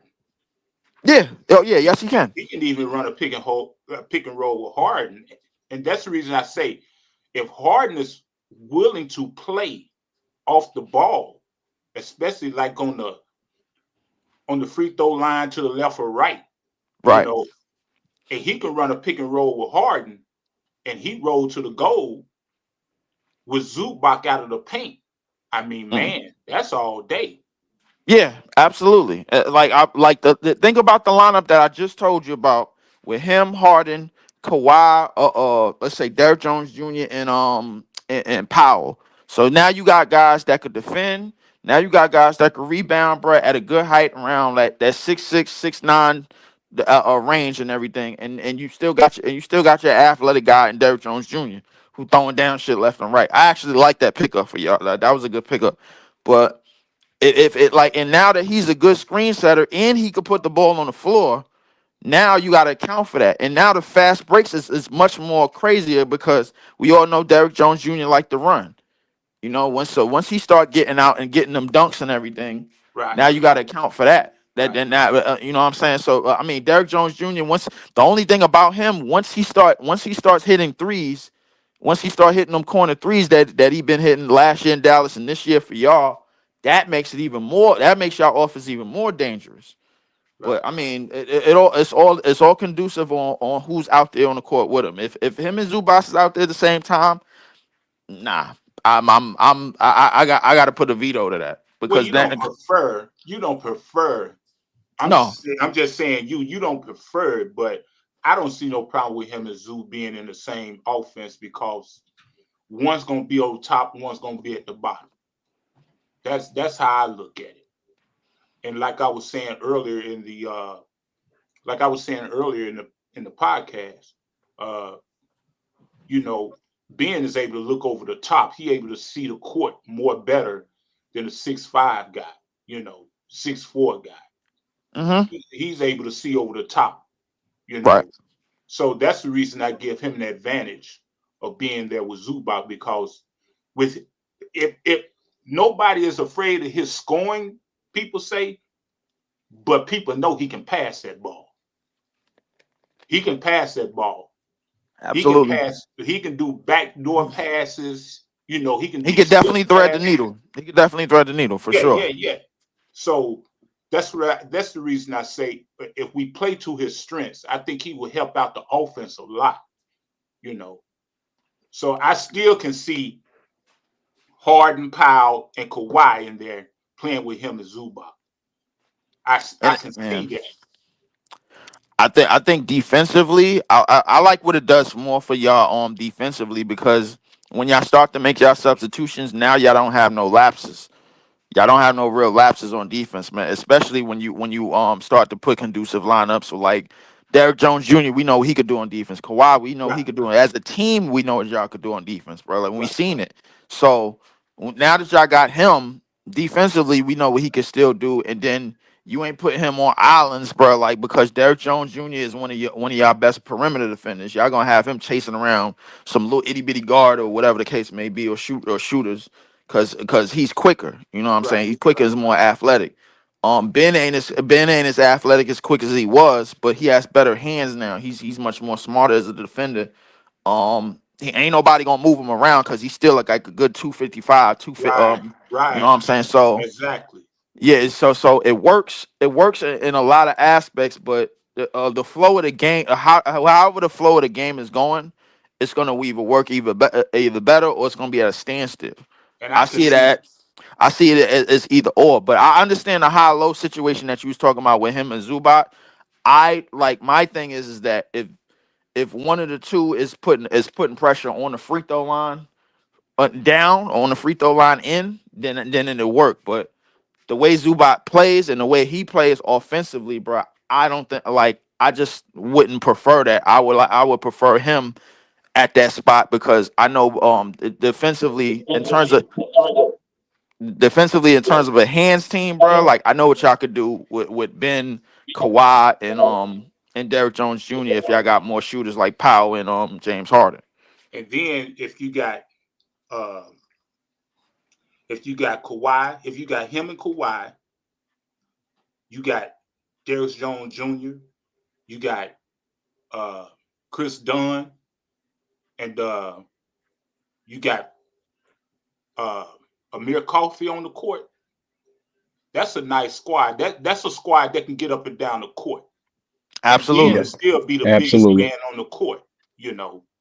Yeah. And then you can even put Nico in there if you want to play him at the power forward, along with being playing that point center. Right. And Kawhi was still it's all about Kawhi being in his natural position. That's the whole key to the thing. Mm-hmm. Yeah. If he is at his natural position, there's nothing that we can't do in the West. We can beat any team in the West as long as he is in his natural position. I mean, It ain't just about beating any team, though. It's about 7 games. You know what I'm saying? Right. Yeah, I can't really argue with that. We all know what they're gonna do defensively. That's self-explanatory. But I mean, I'm just glad y'all got him off our hands, man. Shit, hey, listen, that's all I'm glad at, man. Shit, y'all in rebuilding mode, right? Yeah, that's basically what we in. We in rebuilding mode. Like whatever the damn GM want to do, bro. Like I feel like we somewhat doing it around the coach, man. Because Jordy Fernandez is a pretty damn good coach, bro. Like I mean, we picked him up on the King staff. He's a pretty damn good coach in terms of X's and O's and motivating a lot of these young guys and everything. So so I guess we're gonna go with that more so than anything. But we need to have players that's conducive to him and conducive to his progress. You know what I'm saying? Why y'all want to get rid of why you want to get rid of Cam Johnson and Claxton? Cam, no, Cam, the other Cam. You want to get rid of both Cams, right? No, that's not true. No, that's not true. No. We only wanted to get rid of Cam Johnson because he don't fit the timeline. Shit, That's bring him over here to the Clippers. Y'all asking for too much now. Come on, bro. Like, come on, man. Nah. But we only the only reason why it made sense for Cam Johnson to go is because of the timeline. However, what a lot of people don't realize about this CBA is harder for it's much difficult for the role players that's making money that's making a large sum of money. It's much more difficult for them to move. Because what you want is you want at least at minimum your second and third option as a legitimate all-star with money to be on the books. You don't want a role player like Cam Johnson on your books for 3 years, $75 million, and he taking up cap space, but you want to sign somebody else. That's what you don't want. And if you look at the trades that have been made over the deadline, go look at the trades. Yo, Luka got traded. AD got traded. Zach LaVine got traded, another All-Star. De'Aaron Fox got traded, another All-Star. It's mostly All-Stars and superstars getting traded. That's mostly what's happening. Jimmy Butler got sent to whatchamacallit for some but it's the money got to match. This CBA is really difficult to navigate, especially for GMs and front offices that don't want to be in that tax apron. See, I mean, well, the one thing about the Clippers, y'all don't give a fuck, bro. Like y'all done been in this shit, bro. Like, yo, I'm opening up a new building, and that building is beautiful, might I add, by the way, bro. Like that and to a dome and shit, bro. Like that shit is gorgeous. And y'all figure, yo, hey, listen, we gonna have somebody here, and we gonna sell some tickets, man, because this is a brand new building. We opening this shit up in Inglewood anyway. So that's how y'all put it. I mean, and I understand that situation. If you look at Dallas, and you look at any of these other teams. 9 times out of 10, they trying to save money. Go look at what Boston did when they inked everybody out on their starting lineup for the after they won the championship. Right. The owner put the team up for sale immediately. Put it up for sale. Right. So these owners care about the money that they dropping on these players. They care about that, especially $100 million contracts for role players. That's only gonna be role players for like a good 2-3 years for a championship window. Denver is probably in a stickier situation because the worst thing that could have happened to them is that they won a championship because Michael Porter Jr. got signed to 220 for 4 200. years. Right. Yeah, Right. 200 plus for 4 years, and now they got to pay him all that money because it was a incentive contract to begin with. Just off the strength that they won a championship, they got to pay him most of that bread. Right. Right. That's crazy. Yeah, Well, so that's the reason why they can't really get anybody in. Bruce Brown gone, Jeff Green gone. Who else they had last year? They had to get Russ on a 3 year on $3 million 1 year deal. They got to get him for chicken scratch. Right. Right. Well, this comes back to contracts end of the day, don't it? That's crazy. Yeah, and it comes And back the to how the Clippers. CBA, how you have to navigate the CBA. Teams like Denver and OKC, they can't afford to go over no apron at all. They can't Yeah. because they're That's a like, great take, man. I'm not gonna hold y'all. Don't laugh at me, bro. What is the CBA, bro? That's mad. I don't even know what that is. Kurt, Yeah. get ready because OKC is in trouble Why is that? because Shoot. they got to pay all those players. My boy just told me that shit too. They yeah. They got to pay all those players. OKC, they might be in a position where no matter what, they're gonna have to give up SGA anyway, because if he wins MVP, that means he's up for 5 years, 350, like Luka was for Dallas. The only now I'm told the reason why Dallas walked on that, it was a whole bunch of reasons. One, they want to build casinos in Texas, bro, and they want to legalize gambling. If they don't, they're trying to move to Vegas. Right. Number two, the 350 that they was gonna give him might have set the team back, man, for the new owners, because the new owners wanted to bring in some new money, and they were trying to do the casinos to do it. Right. But the problem is they can't do it right now until they get that money in, until they get that new money market in, that new money lane in. Number three, I'm told that Nico Harrison, bro, like has a great relationship with AD, so he wanted AD the entire time. That's what I was told that. Which is a power move. People Yeah, it read is a that power move move. wrong. It is a power move, but at the same time, what it did was it gave Dallas some flexibility, because now you left the supermax on the table that was supposed to be signed by one player. Exactly. Yeah, Great move, man. Great move. Business wise and talent wise. Great move. Absolutely. It all comes back to the money, doesn't it? That's crazy. Yeah. OKC got to pay a super max to Shea if they're gonna keep him. If they're gonna keep him, so the market is not big enough. It's not conducive to keep all those players. No, so it's not. You're really gonna lose some significant players. Damn. So this is OKC's season to win the championship, huh? They better win that shit this year. That's they're gonna have to vets and stuff. They're gonna have to, and remember that they inked Hartenstein for 4 years, 72, and then they inked Caruso, I think, for almost 4 years, 90, or 4 years, 100, or something like that. What? So when you paying role players that type of bread, and you still got a supermax sitting on the table with a player that you traded for, that they got from y'all, by the way, that y'all drafted. That thing it coincides. It's basically like trying to mix oil and water in this sense in this CBA, because we know the low market value teams, bro, it's not up like that, and there's a reason, and there's a reason for it, bro. These owners, they pockets. Listen, they already know they pockets ain't about to be as deep as they wanted to be. There's a reason why the Celtics owner, bro, put that team up for sale immediately after these dudes signed all them contracts. Because it was a loss of money. They lost money. But doesn't depend like how much. So this is why players take less money, right? I can see why players take less money. It's the reason why a lot of players are gonna have to take less money, but they not trying to. The real thing is that the role players, you got a good amount of role players that's still good role players, but they're making the $100 million contracts that superstar players was making back then. That's crazy. Okay, so shit, damn. Okay, heard that. So if you look at because of the salary cap, they had to fill those money slots if they didn't have anybody that was able to get those slots. So they was giving role players those contracts because they had to fill that salary cap.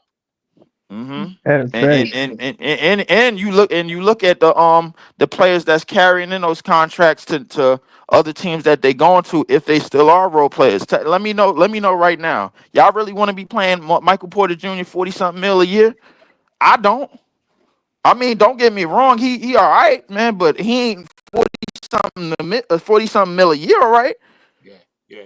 When you get up in that stratosphere, you got to be the number one option. You can't be no role player, second option, third option, except Mm-hmm. when we Right. had Paul George. Now, when we had Paul George was supposed to get $50 million. He just wanted to get the contract along with Kawhi and get that no trade clause, but he was worth $50 million. Yeah. I Yeah. mean, shit. It especially with saying that, the one dude that's coming to mind right now when you mentioned the Nuggets was Bruce Brown, bro. Like he left the Nuggets, like they shopped him off immediately too. Like he left the Nuggets, and I think he was with the Pacers, right? Mm-hmm. He got paid by the Pacers, and then he ended up in Toronto. Right. Yeah, yeah. Like he got a good deal off of that though. I Like think like 4 years, 70 mil, something like that. yeah, but hey, that's Bruce Brown is not somebody you ought to like. I see what y'all saying. I'm not paying Bruce Brown over 20, 24. You know what I'm Right, saying? He was a solid option, but he's not going to be like a number one or number two guy on nobody right. team. You know Right, what I'm saying? but at the same time, when you have a guy like that had the impact on the championship season, what happens is that's what the market demands.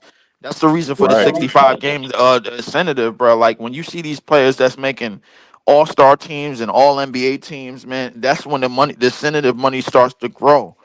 The thing right, is, the reality is, do you want to have them on a deal where they like 5 years into their deal or whatever, and then let's say somebody like Luca, who's only 25, at the age of 30, with his game not being more athletic or not really getting much better, we already know what he could do, and the injuries start piling up. Do you really want to be paying him $75 million by the time he hit the age of 30? Yes. right, But that was the right. problem with Jimmy Butler. That's the reason he's where he is, because Miami said we don't want to tie ourselves up to a 36, 37-year-old guy paying him 50-something million dollars. And then he goes out to California, which he's And going to get taxed. right, And, you know, uh, you got Golden State who say they're trying to win a championship, you know.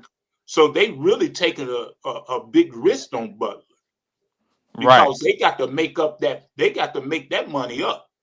right, And they need somebody they feel that's the reason they got Butler, because they need to put people in the seats. right, Steph can't keep doing it by himself. We all know Draymond can't do it, except for his antics and whatnot, you right. know.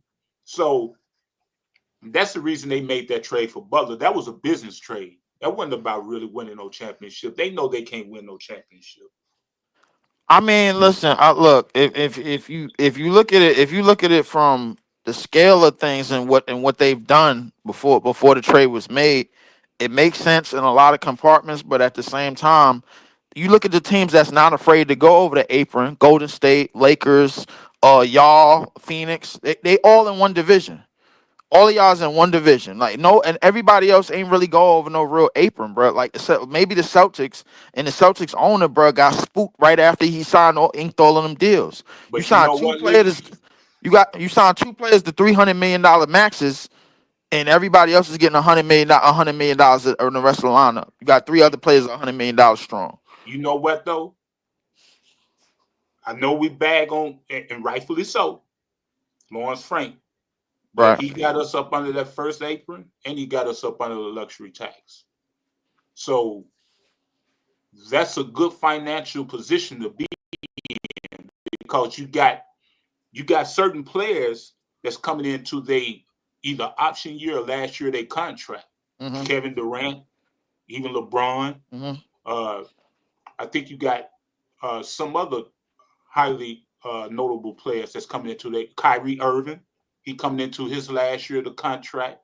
So, but I know Dallas going to end up re-signing him. Right. So, Of course, you know, yeah, for sure. Yeah. you got some vets that's coming into their last year. You know, Mm-hmm. so I can I think BJ was talking earlier in a session where, it was some talk about Kevin Durant that possibly could come and play with Kawhi. That was just speculation, or that was just talk, putting it out there in the atmosphere, because Right. he's coming into the last year of his contract next year. So if Phoenix want to get off the books, knowing that they're not going to advance anywhere again, then they're going to What's your probably name? unload Durant. You know, So after this year, KD got another year. He got a contract year in 25-26. I'm yeah, looking at it his online last right year. now. That's his last year. Next season, his last Right, season. right, right. So LeBron got a player opt for 52. Right, I think Steph is on the books this year for 55, next year for 59, a year after that for 62. right, So right. that's Memmy, him and Jimmy Butler. They're gonna be signing for for like fit round 50, 60 each, Mm, however much that is, because he said he inked for two. mm, I'm looking at most of these contracts when I as I go down the list, because they only really got the top 100, top 150. mm, When I look at everybody that's making over $25 million, you got 65 players in this league making over $25 million a year A this year. year. This year, I guarantee you, there's not 65 players that's worth $25 million or more mm, in a year. mm, There's no way y'all could tell me that. So the reality is, if you look at some of the friendly superstar contracts, like a Zion, 36 for this year, 39 for next year, 42, 44, that's not going to really bite a team. That's not going to really bite a team in the tax bracket if you just got him and you got him as your number one, like right, New Orleans do. right, But once you start adding up the let's say the Steph and the Jimmys and the just say for instance if Kawhi and PG was still together, y'all have 49 each. mm-hmm, It's one of the reasons why y'all got rid of that contract in the first place, and y'all had to, because that tax apron, bro, was gonna bite a dollar on almost after every other bracket, after every cent. Like once y'all go over the apron, but y'all haven't been afraid to go over the apron. And the Lakers and Golden State, and like they got players that's basically conglomerates to the franchise and helping them being $8.5 billion franchises in terms of money gross. right, So the thing is, the reality is that Phoenix. The only reason why Phoenix did it is because they got a new owner, bro. When you got a new owner, it's just like Steve Ballmer. He ready to cash out just cause. right. He don't give a shit about the team being in no damn hole, man. Like he worried about it. Like he gonna pay that, but because that's just how millionaires and billionaires work, man. Like they just like, you know what, F it, man. We gonna pay the tax. I'll figure it out. Or at the end of the day, and Well, that's he came out this season and said that if he said no team should be over the luxury tax if they're not planning on winning a championship. that's And true. so that's what kind of got me boggled uh, with our situation right now. I had asked BJ, I said, "Do you feel you really believe in in us winning a championship?" Because he said those words, and now we up on the luxury tax and first exit. So I I mean, don't know. listen, this CBA. All I'm gonna say, and I'm gonna make my way out, man. All I'm gonna say with this CBA, I think owners are being a lot more careful about what like who they put on the books and who they continue to put on the payroll, and how much money they're giving up on these payrolls, because when they go and look at some of these deals, the GMs got to get the AOK from upstairs. They work for somebody. Mm-hmm.